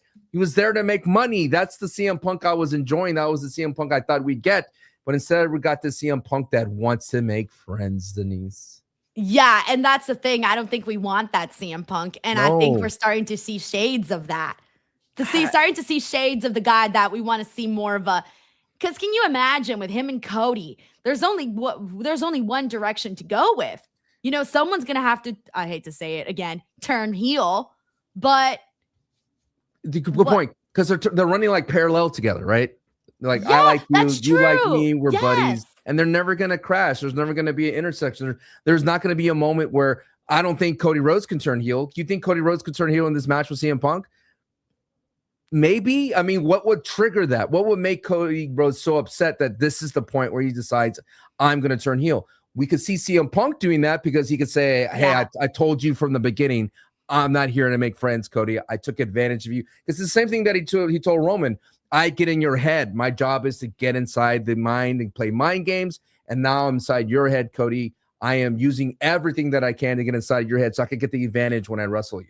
Yeah, no, dude, I think that would be probably easier, would be to have CM Punk be the one that's the heel in this and kind of go that direction about him. You know, maybe kind of throwing a little bit. There's a lot that they can do here. Maybe they could even throw some nods to the past of where they've been. They can talk about Cody and what he's been doing here on in WWE since he got back, and kind of him, you know, because they both, I can't say that necessarily Cody was handed everything, because he wasn't handed everything. Even though his father was in the business, he wasn't handed everything. He still had to work for it. And I know Punk will definitely bring that up. Oh man, now I'm seeing shades of CM Punk and Roman in CM Punk and Cody. No, let's see. What celebrity would they throw into this? No, don't do that. No. What's the TKO sauce? You know, you ever like make something and someone goes, you know what, you need this kind of sauce? What kind of thing? They'll just go right inside of the soup, Denise. That's the soup sound. Dude, don't do that to me. I would be so mad. I would be so mad. Why? You think I have some magical power to manifest this? This is not me. I'm just re-ups. No, I don't. If I did, I'd be a billionaire. Okay, do you understand? I would get the lottery tickets. It's. We all know that this is more than enough. But one thing that I noticed, Denise, did you feel that this Monday Night Raw felt like back to like it's like as if we were back home, in a sense of that everything felt right, and that we were anything like, even though a lot of the matches that were setting up for Backlash and further on, I was like, okay, finally we're gonna get the real version of X match. If we get Stephanie Cat versus Liv Morgan, it's going to be the real version of the match and not this Mania one that we got. And I feel like that always happens with Backlash, where we get a version of WrestleMania, whether you get the stuff that they have to redo because maybe they got some criticism out of, a la not giving Stephanie and Liv enough time, or, hey, you know what, maybe we can stretch this out and do something with this person, make it into a tag, or whatever they come up with, right? All these different ideas, or matches that were left off of WrestleMania that could have been on WrestleMania. Oh, hey, now they're on Backlash. Things like that. So yes, I do always feel that Backlash is almost like I don't want to say it, I hate to say it, I'm gonna say it, WrestleMania Backlash. I hated that name, by the way. I hated that so much. I didn't like the WrestleMania branding on Backlash. I'm glad they took it off, but even though the branding isn't there, the overall sentiment is still there regarding the show. I really felt that Cody was going to relinquish his title. Why did you think that? Because his eye is so messed up. Like, I've never seen a black eye like that. Oh, it was nasty, dude. It was nasty. I kept joking that he needed to put the little Phantom of the Opera mask on himself. Because I couldn't even look at him. I almost wish that he was standing where CM Punk was standing and Punk was standing where he was standing, so that we wouldn't get that version of Cody Rhodes. But they did it purposely so that we had to look at it.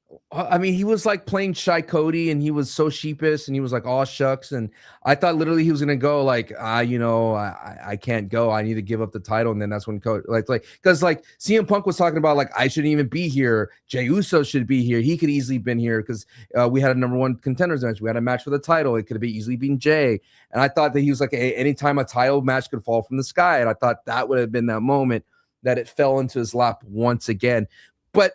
I think the still that their underlying criticism should be, and I use that word lightly, is like, how can Cody just give matches with his title? Like, it's kind of strange that he's the only kind of champion that I've seen like, hey, you know what? You deserve a shot. I like that, though. I like when champions get to do that. I hate that we always have to wait to make everything official. That's one of my pet peeves. I think personally, to me, if you are a champion and you tell somebody, you know what? Fuck it. It's on. You and I are going to wrestle. This is going to happen. Then we shouldn't have to wait for the general manager to come out and get his 30 seconds on TV. We shouldn't have to wait for the commentary to have to get in there and make the graphic. I think sometimes you hate Adam Pearce. You hate Adam Pearce. I'm not an Adam Pearce fan at all. Whoa. I'm an Adam Pearce hater, okay? And I noticed you don't have any interviews of Adam Pearce on your channel. You know, I just think I have this thing against authority figures. I hate authority figures. Maybe that's just what it it is. You saw him walk the Hall of Fame carpet. You didn't go, Adam, Mr. Pierce. Oh, I was going to tell you something funny about that, but now I'm forgetting. No. Oh, yeah. I told my husband, I was like, oh, Sancho was making fun of me. I wasn't making fun of you. Oba, you were making fun of me. Did you listen to it? Did you no, hear it? I don't want to listen to it. Oh, I'm it's sorry, the best. Sancho. You actually like to listen to yourself? I listen to myself all the time. I hate it. Because if I see something and I make myself laugh, I think that's hilarious. And I go, like, it has to be funny. And if you don't find it funny, I'm like, you're the problem. Because if I found it funny, it has to be you, not me. No, but what I'm saying is you don't mind hearing yourself in situations and you're like, oh, that's what I sound like. Oh, that's terrible. There's other problems I deal with. There is a slew of problems. What I sound is like the bottom of the list. Do you remember that episode of Friends when Chandler is wondering what the hell is wrong with me? And it's his thoughts are in his head, and then he goes, ooh, let's not open that door. I'm barely getting back into Friends. That ship passed me the first time, but I'm getting back into it again. Okay, buddy, get on the ship, man, because I'm gonna be referencing Friends a lot in here. So I need you to know what I'm referencing. I know this. Yes, there you go. So anyways, though, in terms of excitement levels for Cody and CM Punk, are you there? Because I am. I like both of these guys. And I love the way that they set this up too when CM Punk said, oh, who knows? Maybe a championship opportunity will fall out of the sky. And then bam, when he had that in confrontation with Cody and then he brought it back in and he said, well, maybe a championship opportunity will fall from the sky as he's staring directly at the championship belt. I kind of wish that CM Punk kind of smirked at the end, when the camera was like, CM Punk's there, Cody's in the background. I wish CM Punk was like, yeah, I got him. Like I did it. Like I tricked him into it because that's the Punk that I like. I like the guy that's outmaneuvering people, like thinking 4 steps ahead. Am I excited for this match? Yes. Would I would have been more excited for this match like 2 years ago during Cody's first reign? Absolutely. But it just feels like to me when it comes to the WWE, I think I've been conditioned to go, what's the story behind it first rather than the graps in the ring, which is, I don't know if it's problematic or I don't know if other people feel the same way. I don't know if you feel the same way where you try to find the story first before you get to the graps. Yeah, no, I'm with you. I do. I like having something that sets things up because I get more excited that way. So yes, I agree with you. Yeah. Alrighty, let me see. We got Ozzy in here. What's up, Ozzy? He says, hey, Denise, what's your top 5 Kurt Angle matches? Ooh, off the top of my head, not in any particular order. I have to shout out the work that he did. I actually love Kurt Angle versus The Rock. I enjoyed that. Kurt Angle, of course, versus Shawn Michaels. That's got to be up there. I love, and I'm talking right now with WWE stuff. Kurt and Shane was very fun. That was actually one that I remember very vividly. Yeah, when he threw him into those glass panes. Yep. Yeah, that was really awesome. Kurt and Brock, everything he did with Ray, Eddie. I mean, fuck. Did I say Brock too? I think I might have forgotten that Kurt Brock match. I'm going to make sure I say that one too. And that's just on the WWE side, but over on the TNA side, like I remember being there for Bound for Glory in Irvine. I think that was 2010. Was it 2010? Might have been 2010 or 2011. One of those. I love that night too. So those are just kind of off the top of my head on the WWE side, but on the TNA side, man, we can go on and on forever. Thank you, Ozzy. We also got Heady Head here. It says Chamber Daddy and Denny Housen. Are those our names? Yeah, well, I do review all the chambers on our Patreon. So I'm watching all the chamber matches in WWE history. And Santi called me the Chamber Daddy, so I got to roll with it. You know what I mean? Yeah. Do you go out there and you're dressed in black leather when you're doing these chamber reviews? Why can't I just enjoy Elimination Chamber without bringing out the Chamber Daddy? No, you got to go out there with a whip and some black leather. You commit to the cosplaying. I'm just the guy that's just trying to just get a paycheck. Yeah. Thank you, Heady Head. We got Dobbs here who says, all it took Street Profits to be back is to make Bianca pregnant. Aww. Although, how'd you feel seeing the Street Profits come back going after the Vision? I thought they were going to join the Vision for a second because they're like dressed in like similar attire. But hey, you mean shirtless? Shirtless and black pants. I'm sorry, we wear blacks like attire. Might be a heel, and I thought it'd be interesting because it feels like the Vision needs to restock desperately. Because how can you be a dominating faction if most of you are on the IRL? Granted, Braun Breaker came back. I'm down. It is a great way to get him back into the mix of things. Do I want Austin and Logan to lose the titles yet? Not really. I do. I'm not a fan, Sancho. I was a fan of Austin Theory joining the group. I was locked in. The pressure. But once everybody started to get injured, and then we kind of got this really lame version of the Vision, once Seth was gone and Bronson Reed and Braun Breaker, that made me go, you know what? I'm not a fan anymore. And it's hard to bring me back. I look at Braun and I want him to break away from the group. I don't even want him to be associated with them. I'm sorry. I know his name is Braun Breaker, but he could be a Braun Maker, put them all together again. Or maybe it's just the name, Braun Breaker, break up from the group.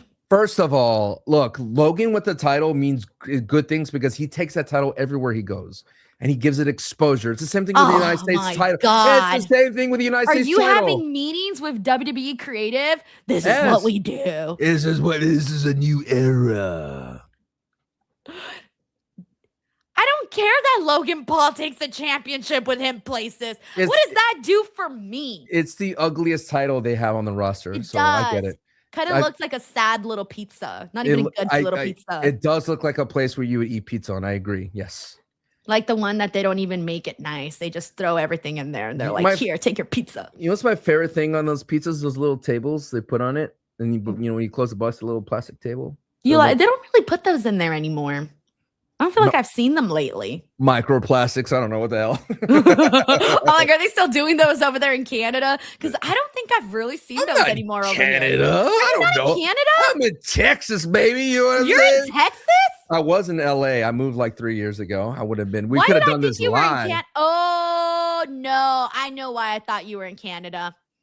Don't You say know, it. I know. Don't, No, don't. It's not what you think. Don't. You know what it was? In my Don't. head, I was actually plugging you into Connor. I was thinking of Connor because Connor was telling me he was in Canada when that one time. You mean Con Man? Yeah, Man? but I call him Connor. I'm sorry. It's so my brain went The to like, man that is a gingerbread man. I know. I remind you of Connor. No, I was just putting you in his place for whatever reason. And so in my brain, because he was in Canada, I was like, oh yeah, and Santi's in Canada. I automatically put you in Canada too. Ew. By the way, you're not in Canada. No. By the way, I miss Los Angeles. You ever had salsa and beer? I don't drink. I'm No, straight edge. It's the restaurant called Salsa and Beer. No. Oh my God. If you're ever in the North Hollywood area, you should definitely go to Salsa and Beer. Highly recommend it. Wait, so pause though. You live in Texas. Yes, I live in Texas. But you were born where? In Austin, Texas. Okay, so you're born in Texas, from Texas. And I lived in okay. and I lived in Los Angeles for 14 years. So it's like Okay, so you got the best of both worlds. I do miss LA. I don't miss the traffic. Okay, and I'm sure you don't miss the rent prices. I still own a house over there. You know what, Sancho? I can't with you. I'm gonna have to get rid of you because Sancho is a homeowner. Okay, no thanks. Eat the rich, man. Eat the rich. Sancho, I'm no longer a fan of yours. I'm in emotion, owning a house. I gotta pay the mortgage. Look at me, baby. I'm owning my house. Yeah, could walk around butt ass naked. Meanwhile, I miss one paycheck and I'm under a bridge. This is not fair. Woo! Oh man. All righty. Thank you so much, Dobbs. We got Steven Marchulli here who says, I'm down for Jacob, Usos and Tama versus Roman. I'm not that keen on. Oh, I see what you're saying. You're saying the tag team match. I thought you just wanted the one-on-one with Tama and Roman. I was like, I don't really want that. But I do love, let's talk about that. Jacob Fatu, I was not expecting to come out and confront Roman Reigns. At first, I thought, is he going to be with them? Is he going to be against them? I mean, I don't care. I like either option. I think either option's cool. But I think him going against Roman gave him a bigger set of balls. I feel like they've always kept Roman and Jacob away from each other a lot. Remember when Jacob first hit the scene and be like, oh, we can't have them, they can't touch because we don't want that to give away our money. And I think this could be a big money match. I did think Jacob was going to join him because I always had this vision that it'd be Roman and the Bloodline with Jacob with the MFTs. I want a total takeover with the Bloodline. That's what I want. Dude. I think so too. I'm with that. I want, and I know I was kind of talking about this during the watch along, that we kind of sensed for a moment that maybe the Usos were possibly going to turn on Roman. If they turn on Roman and link up with Fatu, I'm on board with that, Sancho.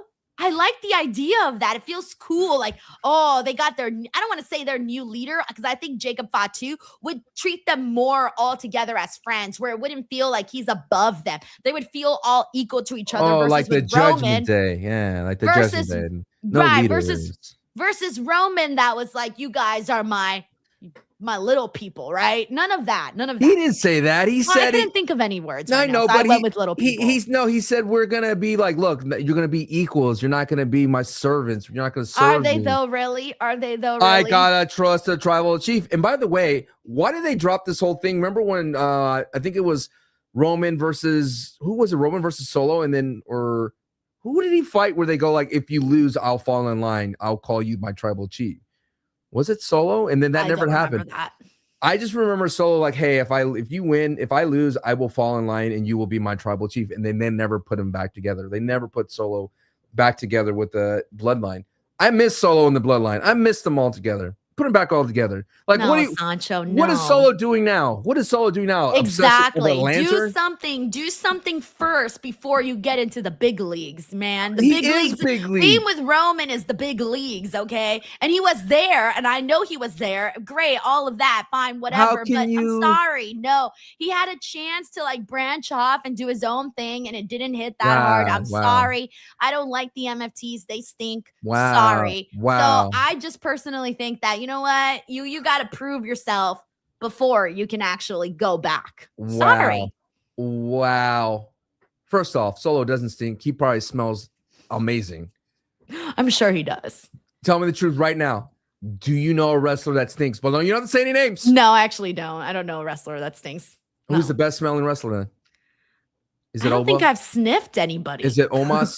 I haven't sniffed anybody. Omos has the best colognes. You ever watch his IG? My man knows colognes. I have seen that, but I've never hugged Omos. He knows colognes. I've stood next to him, but I couldn't smell him though. Next time. Yeah, maybe next time. It would be weird. I'll just go up to him and be like, and it would be weird because I'm short and he's tall. So like my level of where my nose would be is not really where it should be.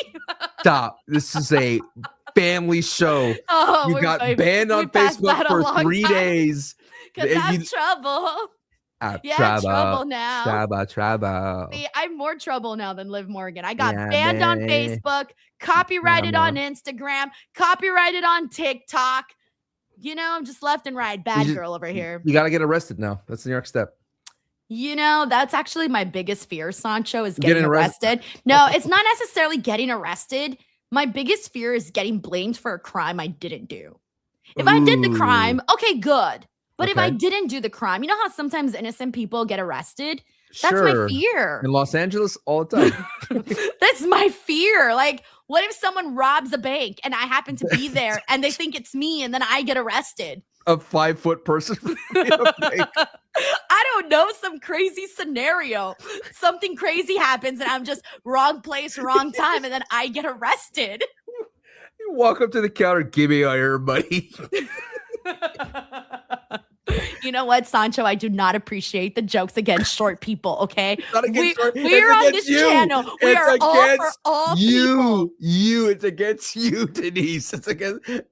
Give me your money. You know what, Sancho? I don't like mustaches, and that's a fact. You can quote You me. hate on Dirty Dom? Oh my God, I'm telling you. I hate mustaches. Oh my God, Dirty Dom. I'm getting so upset at you.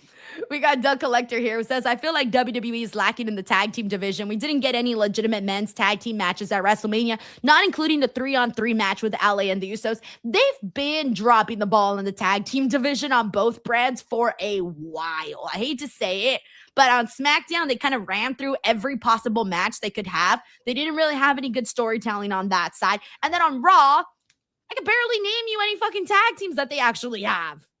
What's interesting is I have a feeling, Denise, do you think they should put them back together? Unify the titles? Unify the titles. Yes. The tag titles, yes. And bounce back and forth, yes. But and float them like the women's division, right? Like, I believe it's not because of a lack of talent in the WWE and especially in tag division.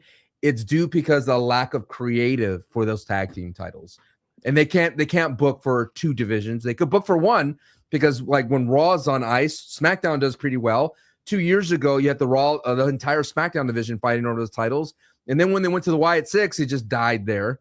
And now they're kind of ramping it back up again. But I think it should just be one title because, you know why? I love the women's tag division going back and forth. It's refreshing to see irresistible forces on SmackDown, on Raw. And then you had Rhea and Io fighting on this side. Then you had another tag team fighting on that side. I think it's the best thing to do. I agree with you. I agree. All right, we got David Primero here who says, you think Bayley will leave WWE? Who's next for Becky? All right, so what's the latest here? Did I miss something here? What is going on with everybody bringing this up about Bayley? Sorry, I've been doing a bunch of shit, so I'm backed up on a lot of stuff. What is going on? I haven't heard anything. I think it's just a speculation that Bayley's just had a rough, like, almost 2 years. Right, we knew that already, but why is there more speculation as of late? Because she kind of got overlooked twice at Mania. Like, the last year, she got booted to the side for Becky, and this year she loses because of returning Paige. I could see the tea leaves on that, but I don't see any, like, official word of that sort. And I think if Bayley were to leave, I think it'd be like it'd be awesome for her because I feel like I think like the W creative, like, I goes, well, Bayley's an enhancement type of talent. If you want to get someone over who's a tough out, Bayley is that person. A la something that Natalya used to be for the division a long time ago. But it'd be a bummer, man. I like Bayley. I've always felt like there's money left on the table for a returning Sasha Banks, keeping Bayley in the fold and bringing back the 4 horsewomen, but I don't think that's going to happen anymore. Everybody handles their career differently. Some people are fine being in certain places, even if they're not going a certain direction, right? Right. Speaking for myself, I would love it if Bayley did take a chance and hop on over to the other side on AEW. And the reason I say that is because I'm going to give you a recent example. Tommaso Ciampa. Tommaso, what was he doing as of late on SmackDown? His tag team. Exactly. But it wasn't really going too great. It wasn't like groundbreaking stuff. But now he's in AEW. He's been having some amazing freaking matches. He feels reborn again. He feels exciting. He feels new. He feels like he belonged there all along. Now, imagine if we got to see something like that for Bayley. I mean, I was there. I was there when Ciampa came re-debut on AEW, and it was really cool. It was really loud for him. Everyone got like goosebumps seeing him come out for the first time as the Blackheart. It was sick. It was. Now, speaking of getting the chills for this, Oba Femi opened up the show today. Sancho, this Las Vegas crowd deserves their flowers because they understood the assignment at Wrestlemania and Raw after Mania in the way that they were chanting for this man. They kept the electricity alive. The lights were on and they stayed on for Oba. And Oba went out there, basically said he's the ruler, and mic drop. And it was short, it was sweet, it was special. That's all I can say. I loved this. Did you feel the same way when Roman did it? Tonight? No, when Roman did it. You mean like when he won? Oh no, I didn't feel. When he beat Taker and he came out and said, "This is my yard now." I did not feel the same way. No. It took me a while to be a Roman Reigns fan. I wasn't on board as fast as other people were. Do you believe that Brock's done? I thought he was supposed to be on the show today. He was scheduled. And so what happened? He got a video package about saying farewell to Godsmack. Stand alone. Okay, so wait, where did they say he was going to be on the show today? No, on X, all over X. Okay, and then he wasn't on the show because I was waiting for him the whole time. I thought we were going to get some answers. So now it makes me feel that maybe that's just really it. Because I remember yesterday when you brought it up, I thought to myself, oh, He's going to be on Raw? Oh, that doesn't really make sense to like what we saw here, but okay, fine. Maybe that's where we kind of get an explanation of some sort or whatever, right? But now that he wasn't actually on the show, I think that's just it. He's definitely a recluse. Like, he doesn't like the spotlight. He goes back to his farm. But I think like for Oba to have Brock and not I don't know. It's like it was a very powerful statement. But I was wanting the next thing for Oba. Like what's the sights for? You know, because everyone thought it would be Roman Reigns, because after the post show he was like, I want the OTC, and then Roman's like, it's really cool that you won, but I did it with the title on the line. I beat Brock many a times before. I'm like, okay, cool. They got some real solid things here, but I got to remember that the post show sometimes is just, let's just throw things out there and see what the people think, and then we'll revisit it later. But it was great for having Oba to open up to be the first thing you see. And this is where I feel like the WWE does a great job, better than AEW, is that when you see a killer AEW pay-per-view, their follow-ups to that killer pay-per-view is it doesn't really connect well to the weekly show. It doesn't tether them together for you to go like, oh, okay, if I'm a new person walking into weekly television for AEW, I go like, oh, okay, this is what I saw at pay-per-view. I think the WWE always does a great job keeping the conversations going for the major events that happen at Mania. So I guess with that, what if there's maybe just a world where they're holding on just a second, where, because hey, if he comes fronts Roman, do we really want that to happen at Backlash? At Backlash? Definitely not. So maybe they're just trying to do this stuff with Fatu, and then maybe we'll get to Oba and Roman. Maybe they're kind of stalling a little bit till we get to a bigger show. I feel like this is going to be Roman's the summer of Roman, like we talked about yesterday. It's just he's going to be him proving to the world that he could win. And even though he's reuniting with the Bloodline, I'm hoping that this match with Jacob Fatu doesn't involve any of the Bloodline. It's just a clean finish. But at the same time, for Oba, I guess the next step is King of the Ring. You could keep Oba on ice until the King of the Ring tournament starts, and then he could run through everybody, and then everybody would remember that he put Brock away. But they got to give him, do you think they got to give him something between now and King of the Ring? What if instead, what if they end up doing Money in the Bank for Oba? I mean, he's too big and strong, I feel. I feel like he shouldn't have to do that. Why does everybody does not want to believe in LA Knight? You do this on purpose for these. Oh my God. No Every offense, single time. Sancho. No offense to you. No. But if the choice came between LA Knight and Oba Femi and one of those two guys winning the Money in the Bank, Sancho, it's best you don't watch that. No, listen to me. King of the Ring, that's Oba's path. That is where he belongs. I'm with you. It fits more with the ruler. That is the ruler. I could see But then the excitement though of Oba with that Money in the Bank briefcase and people being like, ooh, is he gonna cash in now? And then when his music hits, dun dun dun, and then he comes out and he does he's not gonna strut if he's cashing in. He'll like run, cash in, and you're like, Oba, he did it. I mean, I'm not saying that's the way they have to do it that way. I'm just saying it doesn't hurt to think about. Sancho, the best you're going to get from LA Knight at this point is an appearance on Monday Night Raw. Stop it. He already challenged Gunther, Denise. Yeah, and I was like, oh, really? That's what we're doing next? Okay. That's nice. I like how LA Knight goes like, as he's here, we are both WrestleMania winners. Yo. All right, we got Polarizer 372. He says, with Cody face looking messed up, mask on, healed just cuz. This Raw was excellent, definitely better than Saturday. Enjoyed the host show, DWO. I didn't think this show was bad at all. I was hella invested in, I like the matches. I love the Oba moment. I was locked in on Cody and CM Punk, and I can't wait to talk about the call-ups in just a second. But yeah, man, I felt good about it. We got Casey Poole here who says, Denise, did you hear what Sancho said about Oba during the watch party? He said Oba's too weak, soft, and boring to be a main event. Ain't no way you said that, Sancho. I don't believe it. When would this bit die? Why won't it die? Thank you for your $5. Thank you, Casey. We got Frank here who says post-show time with the tribal WTF, Miss Salcedo and Sancho stash happy Ram. Sancho, how would you feel if Sol did Paige? I said Ram. Sorry, I just realized you meant Raw After Mania. Anyways, Sancho, how would you feel if Sol did Paige Raw After Mania and wins title in her Raw debut? I thought that would have been sick. I mean, I thought they set it up beautifully. It was the same kind of promo where, Sol Ruca congratulates Liv and Liv tosses her, dismisses her. The same thing that Paige did with AJ Lee.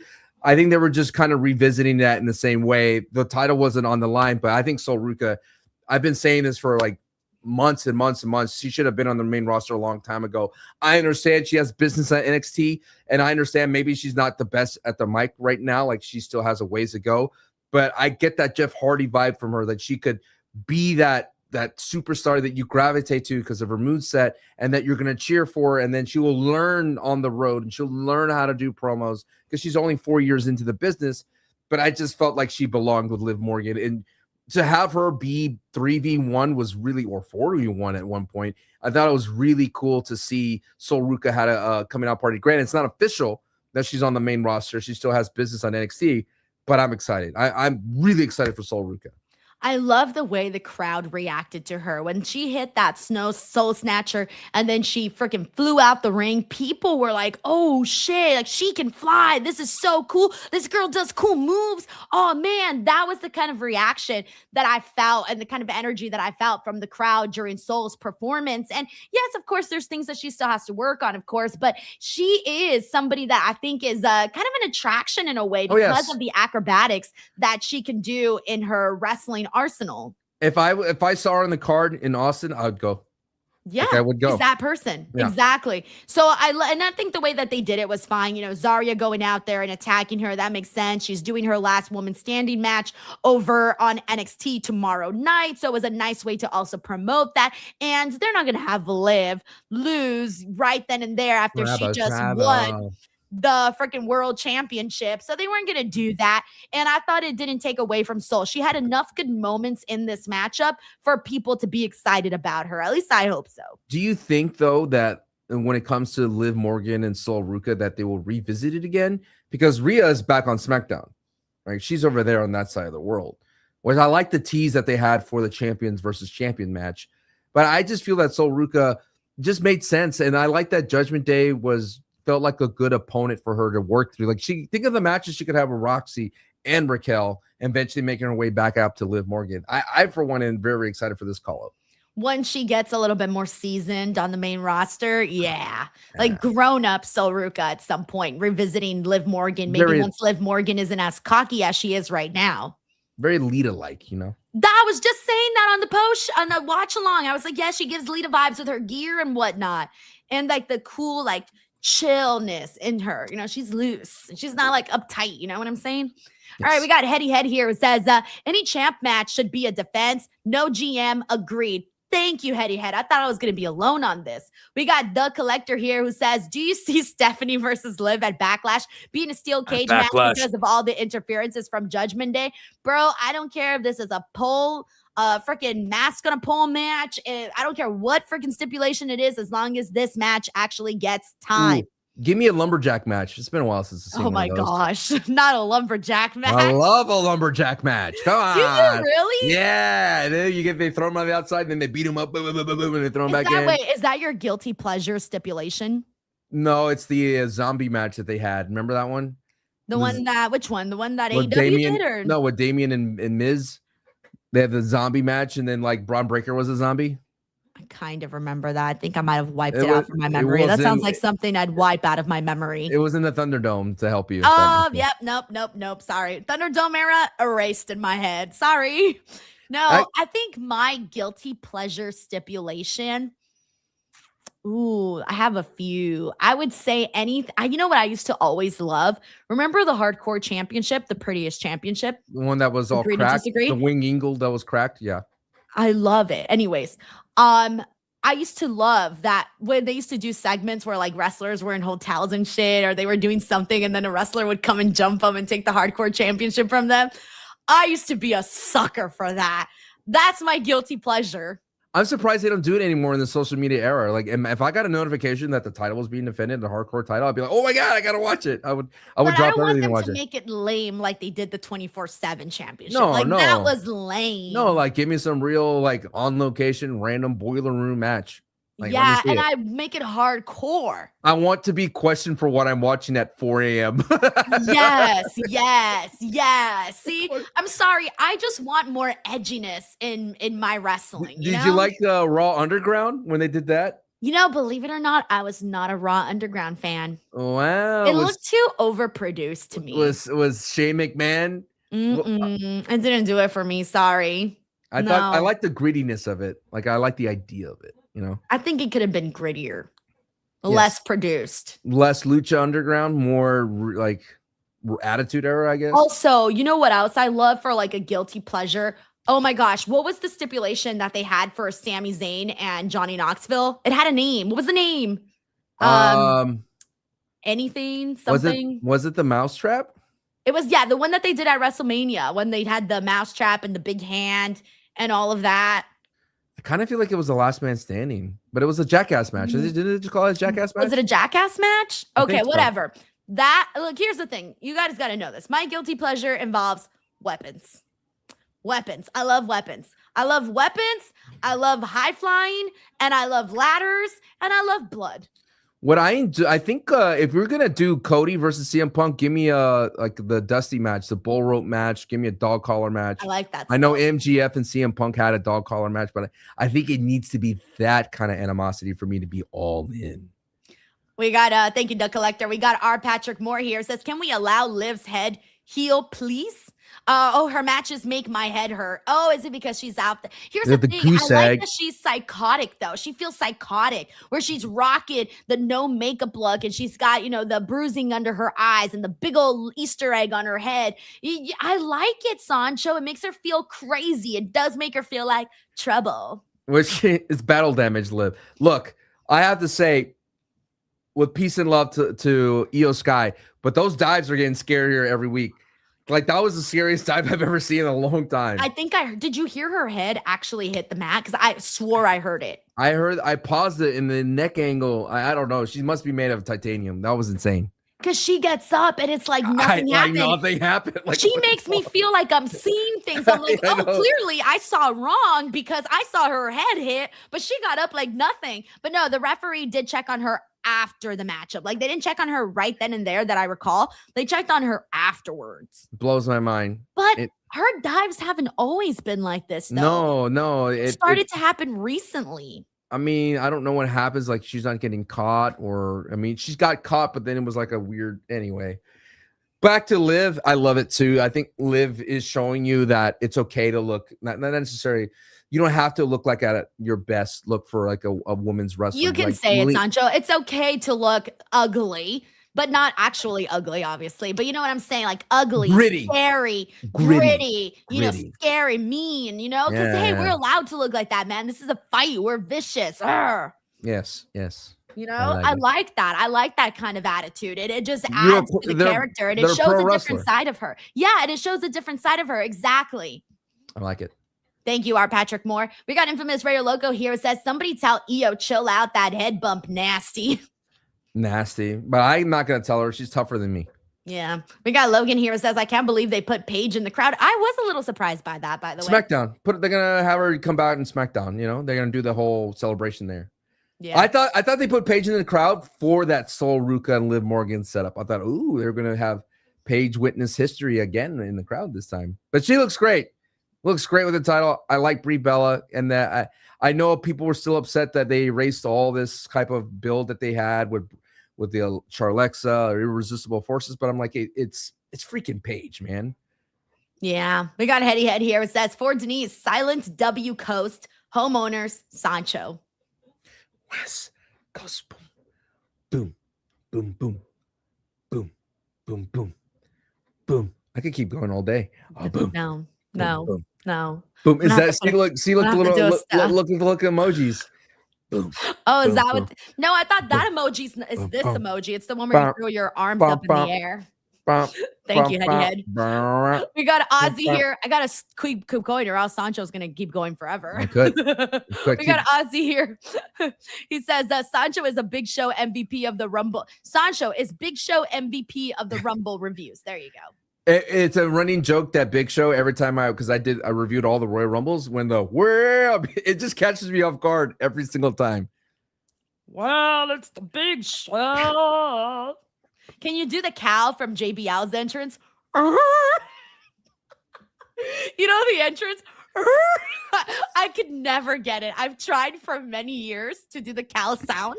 Somebody please edit that into the actual JBL theme and post it on X.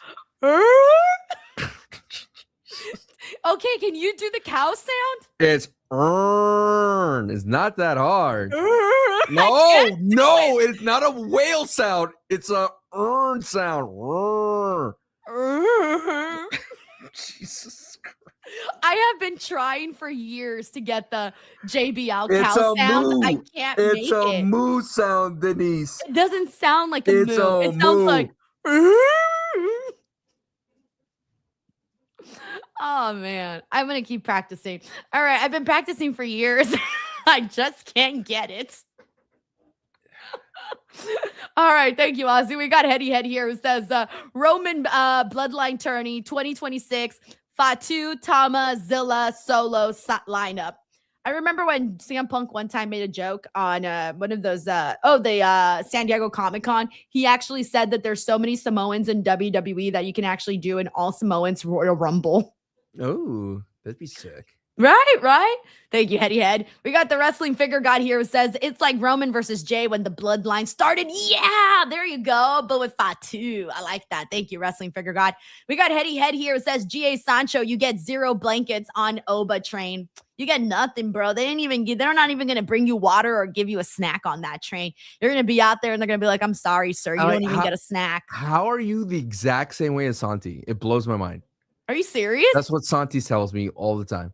Well, maybe Santi's stealing my material. I don't know. I do believe it. He steals mine all the time. We got Rob from KW who says Brock has diverticulitis. Does he? Like legit? No, there was a story. I don't know if it was diverticulitis, but there was a story that came out many, many years ago. Oh, yeah, I forgot where, but Brock got like an infection. That's right. Like, it is diverticulitis because that's what hurt him on UFC that took him out. Yeah. Okay. It was divertic. I remember he had a stomach thing and like, all of that got very serious, but I didn't remember that it was diverticulitis though. Same thing that Kenny has. Yeah. We got real Chris Moore here. It says MITH myth. Oh, money. No, what's myth? Myth is for opportunist. Oba is a worker. That's king of the money. He meant to put money in the bank. All right, got it. He puts money in the bank is for an opportunist. Oba is a worker. That's king of the ring all the way. No, I feel you, bro. I feel you. Yeah, that means but that LA still Knight. doesn't mean LA Knight's winning, though. LA Knight. Still does not mean LA Knight winning. You know who's probably going to win that? Hey, don't say Trick. Everyone says Trick. Yeah, Trick Williams. I'm sorry, bro. I'm on the Trick Williams train for winning that. LA Knight. Yeah. Bro, he might be lucky if he even makes it in the match. Stop it. All right, now I'm just trolling extra hard now. God. I'm sorry, LA Knight. All right, thank you, Chris. We got David Primero here who says Oba Femi, King of the Ring, Io, Queen of the Ring, Io versus Rhea at SummerSlam. What do you think? I think it's a huge possibility. Today we had Rhea Ripley and Io defeat Asuka and Kairi, and now Rhea is going her direction over on SmackDown, so she kind of had her goodbyes with Io. Second time in like a very close period of time. And I do think that there is a world where we can get there. I don't know how, but we can. Maybe. I think Rhea wins again, though. I think Rhea wins for the first time, but she wins for the again first from time. her Mania. Yeah. That would be sick, though. I do want to see that match, and I feel like a lot of people definitely want to see that match. Also, another call-up here that we got today, Ethan Page is now officially on Raw, and he says Ethan Page and Chelsea would be good Money in the Bank Stop winners. it. I agree. Stop it. I agree, though.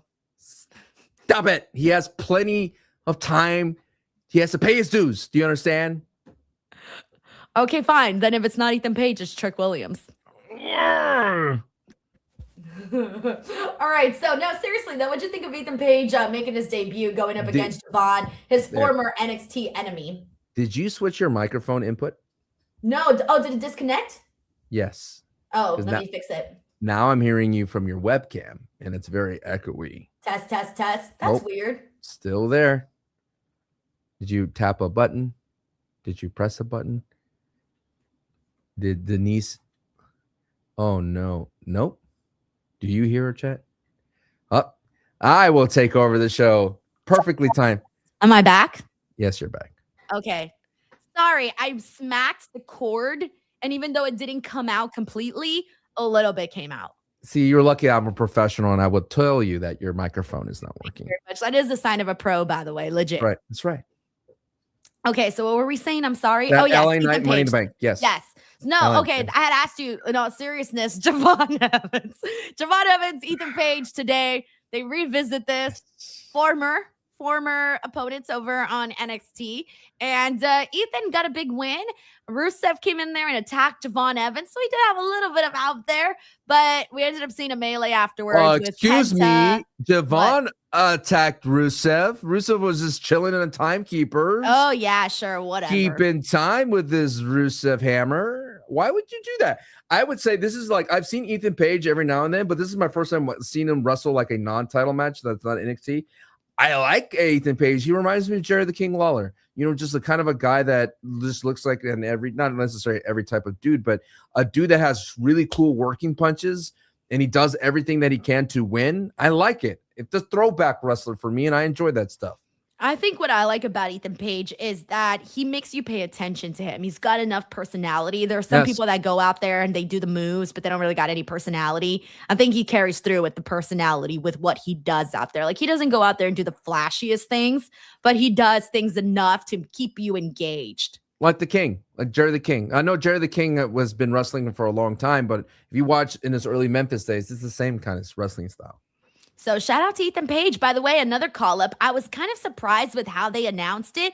Joe Hendry, they were like, graphic, he's going to have a concert next week. And I'm like, oh, does that mean he's on Raw? And then they said, oh, he's going to be on Raw. And I'm like, oh, just like that? Oh, I was expecting like a moment to make the announcement. I kind of would have preferred that they didn't do it in the way of a graphic.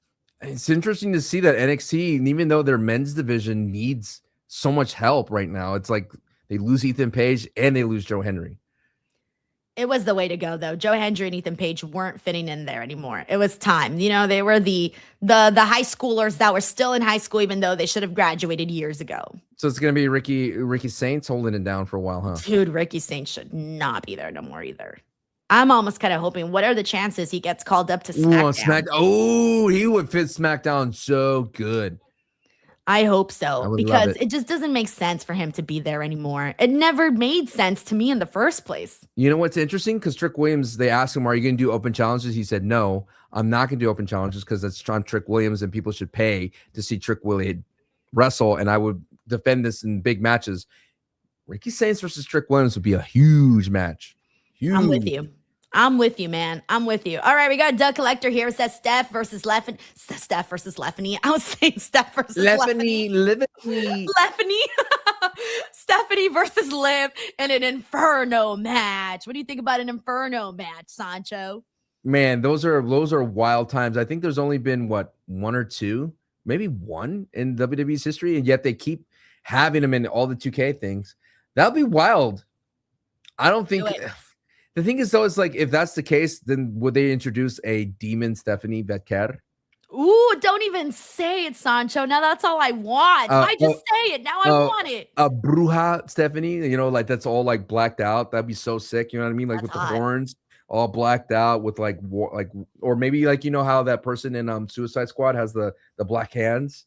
You know what I mean? Yeah. I like that idea. Yeah, that would be cool. Thank you, Doug Collector. We got Nal D here. It says, catching up on Raw, but we are back in Bloodline Cinema with a 2016 Finn Balor running around and Oba Femi on the rise. They may still have this shit. Yeah, shout out to Finn Balor, by the way. Had a nice little pre-tape promo that he did on today's show. And then also had a matchup as well. So I feel like with Finn Balor, we're starting to get back into a direction that I'm feeling this is the Finn Balor that I've been wanting to see. He wrestled JD McDonough today. I think I've seen them do, I was expecting a little bit more from this match, but I didn't think it was bad whatsoever, though. And I feel like JD McDonough, by the way, I've been liking what they've been doing with him as of late. He's been starting to get a slow push, not like a big push, but a slow one. And I think when I started to notice it, when he had that really awesome, he was part of a 4-way in AAA that they did in Las Vegas. That was really good. That was the day that I became a JD McDonough fan. Then when CM Punk shouted him out, I thought, oh, nice, CM Punk sees it too. And now I'm kind of waiting for that real breakout moment for JD McDonough. And it could be in a continuous, being part of this feud with Finn Balor. You know what? Finn Balor got himself a tan, looking great, cut his hair. Oh, he cut his hair. That's what I was trying to figure out what he did. Cut I his can hair, tell. and he got that Italian beard. You ever heard of an Italian beard? What's the Italian Where beard? you cut it short here and then you fade it into like a nice beard. So it's That, like I was looking at him and I was trying to figure out what he did that was different. that Italian beard gives him that nice little chin, little jawline. He looked young. He did. He did. He looked like he reversed like 5 years easily. But I like the idea of Finn Balor coming back as himself. But that's where I felt like remember that juxtaposition where I felt like WrestleMania was what somebody else wanted. I don't know who. And Monday night felt like what the WWE wanted in a sense of like Finn Balor could have been that version of Finn Balor at WrestleMania. But Demon Balor sells merch. Demon Balor moves a lot of people. They want the demon. Even Finn Balor said, I don't like it when the demons advertise. I like surprising people with the demon. So I'm just hoping that they really showcase freaking Finn Balor more because he's awesome. But don't be surprising people with your demon, okay? What? You left it there. I had to take it. You left it hanging there in the air, Sancho. I had to take the moment. You know, you only get one shot. Did not miss the chance to blow. Wait, did I say that right? Is that even how the song goes? You know, I'm surprised Eminem's never been involved in WWE. That feels like a layout. Yeah, that does. I see it. Yeah. Slim Shady. Slim Shady versus Grande Americano. Mm. All right, we got David Primero here. It says Stephanie versus Liv Inferno match, then have Stephanie lose. Why can I say Stephanie today? Stephanie lose for her to embrace her dark side and reborn as the darkest angel, bring back her old theme. That too. Thank you, David. We got Infamous Raider Loco who says, moo, Miss Salcedo, moo. Moo. Eventually, I'll get it. It's not a whale. It's but his sounds different though. Yeah, because I can't do it. It just never comes out. Take me now, Lord. When you die, Sancho, the last thing you're gonna hear is Oh. Oh man, we got Gabe Tuff here who says next week American Idol singing Taylor Swift songs. Honestly, yes, but I would do a terrible job. Stand alone. We got Mr. Grimley here who says, hey, yo, 12 months of the DWO. Woo! Thank you so much, Mr. Grimley. We got Frank here who says, if it comes out a little, then get yourself some Blue Chew promo code, Denise, and make sure it stays in and strong for that Iron Man match. Make her tap. Let's go. Thank you, Frank. We got the Wrestling Figure God who says, didn't come out all the way, just a little. Hashtag Blue Chew. You see, Sancho, this is what we do. This is what we do. We do. Yeah. We got the Juan G show here. Who says, speaking at the University of Alabama, TKO President Mark Shapiro confirmed that TKO has complete control over WWE creative. Do we owe Triple H an apology for the hate we've been giving him? I need to see this because I have not seen this. Have you seen this, Sancho? No, but I saw it on X as a headline. I didn't look into it. I don't know. I've heard different stories where they said like TKO has been hands off and TKO was going to let the people who knew wrestling take over the business and handle the creative. So I don't know. I'm hearing two different things, but I remember for the longest time, TKO saying we let Triple H do what he does because we trust he knows wrestling better than we do. Okay, because I had not seen that, guys. I've been out of the loop because I've been publishing content, so I haven't been keeping up with the content. But that would be insane, man. I really hope that that's not the case because, yeah, the last thing I remember is what you said, too, about that. But I just don't think that you don't want, even if that's the truth, I don't think you want that out there because then the fans are, okay, here we go. Let me see. Yahoo Sports put out an article here. Let me pull it up here. Mark Shapiro claims TKO has full creative control. Here's what the article says. Mark Shapiro clarified TKO had total control over WWE creative while answering criticism of celebrity involvement on the road to WrestleMania 42. He says, here's the direct quote. It says, first of all, TKO has complete control, so we're responsible. Okay. This was in regards to him defending the product that's been distributed thus far. He says, what I will tell you is WWE is growing every way. It's really exploded as far as the stars put it. I don't think that's true. Okay, blah, blah, blah.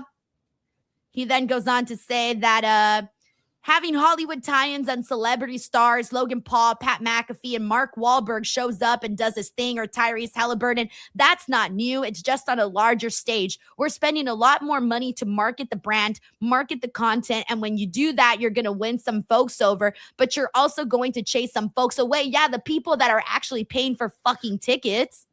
And then that's all they've got here. I'm not hearing that the complete control. I mean, that just says that Triple H works for them. That's what I got. Maybe. Again, I don't think they're so booking. apparently They're not booking weekly television. There's no way. So apparently he was asked by one student about the reception of TKO's perceived involvement in creative with the likes of Pat McAfee, Jelly Roll, Speed, and Logan Paul, with the build to and then eventually the event. And the entire interaction was recorded and posted on Reddit. It sounds like to me, he's like, yeah, we are in control. We make these decisions. We're responsible for what happens. And we do it because of the product.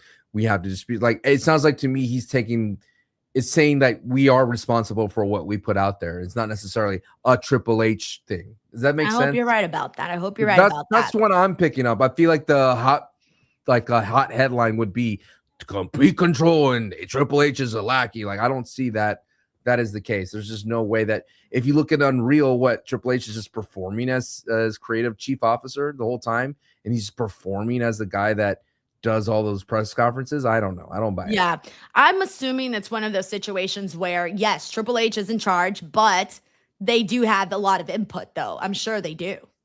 I'm sure maybe they just have the final word, hey, like Sancho, you're like, hey, Denise, I got this idea, blah, blah, blah. And I'm like, well, this is my channel. So we're not going to do that idea. And we're going to throw Pat McAfee in it. You know what I mean? I do. Sancho's like, we're going to make LA Knight into the banner of the show. No, we're not going to do that. I cannot wait. The day where he wins Money in the Bank. Oh my God. Are you gonna gatekeep LA Knights? No, I'm not. I'm not an idiot. I'm not like some guy named Santi who gatekeeps Oba. That's an idiot thing to do. We got Munatami here. Says Lucy mooing is my sleep paralysis demon. Hilarious. David Primero says Taylor Swift performing Liv's Trouble for SummerSlam. What do you think? Ooh, definitely not gonna happen. It could be. I think Charlie would be nice. Charlie, whatever. No, thanks. Infamous Raider Loco here says, me counting sheep to go to sleep, then Denise says, moo. You're getting closer, though, believe it or not. Am I really? Okay. Yeah, you are. You are. All right. Have I talked about everything that happened on the show, or did I miss anything? The Vision segment. We talked about that, actually. We talked about we talked about that. Now we talked about everything. We talked about that. I like the stare down between Liv and Stephanie Raquel had Raquel in the middle between the two. I didn't even notice. I was so locked in on Steph and Liv. Ooh. But hey, they got to do something next, right? They got to do something next. So we got to get there eventually. We got to get there. Do you think the Usos were going to turn on Roman? I don't think so. I think they will at some point. I think they'll align with Fatu. Or I don't know if this is I think or I want. I should rephrase this. I want the Usos to link up with Fatu. There you go. I think the last thing that I have and that I'll leave you with is, I love Danhausen's merch segments, but I'm ready for like a proper feud for him. Yeah, I'm with you. I want more TV time for Danhausen. Well, I think his feud is with The Miz and Kit Wilson. That's true. Yeah. I think that's really what it is. And I think that'll continue to unfold over on SmackDown. Someone on X says, you'll never know when a title opportunity might fall from the sky. Sorry, LA Knight fans. Punk is winning Money in the Bank. Come on. No, Punk's not winning the Money in the Bank. He literally just got a title opportunity. Oh, he might win the Punk. Stop it. No, come on. I'm just going to agree to everybody winning the Money in the Bank. Oh, yeah. LA Knight. Shane McMahon would be a great person to win Money in the Bank. McMahon is totally winning the Money in the Bank. And the name says McMahon on the Money in the Bank. Oh, that'd be great. Alrighty, guys, that is our show. Before we go, Sancho, tell the world where they can find you. You can find me on Sancho S Wrestling on YouTube. Please Subscribe to the channel. We had reviews for WrestleMania Night 1 and Night 2, and I ranked all the WrestleMania matches from WrestleMania 42. And of course, you can follow me in the Wrestling School podcast. There's going to be a clash of epic proportions between me and Santi on Tuesday. So if you want it early, Patreon.com, Santi's out, because I have to get the man to admit that Jelly Roll jumped off the top rope. That was top rope maneuver.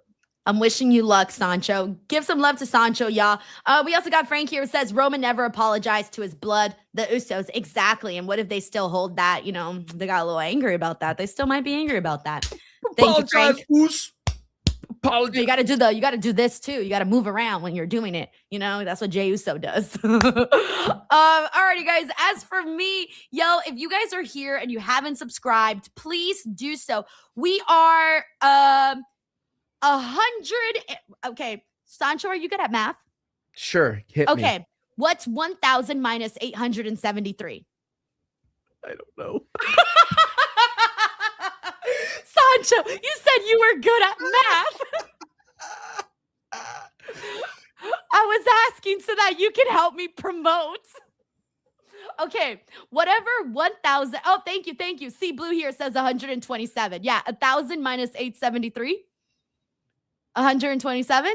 Yeah. Okay, we are 127 subscribers on YouTube away from 248,000. So, ring the alarm. All right, so if you're here and you're not subscribed, double check, subscribe. Make sure you're subscribed. Subscribe. TikTok, don't go to Facebook because I'm angry at them right now for blocking me. But TikTok, @_ Denise Salcedo, Instagram @_ Denise Salcedo, and Twitter @_ Denise Salcedo. All righty, guys, that's it. Thank you, everybody. And Sancho, you just stay like that the whole way through. Bye, everybody.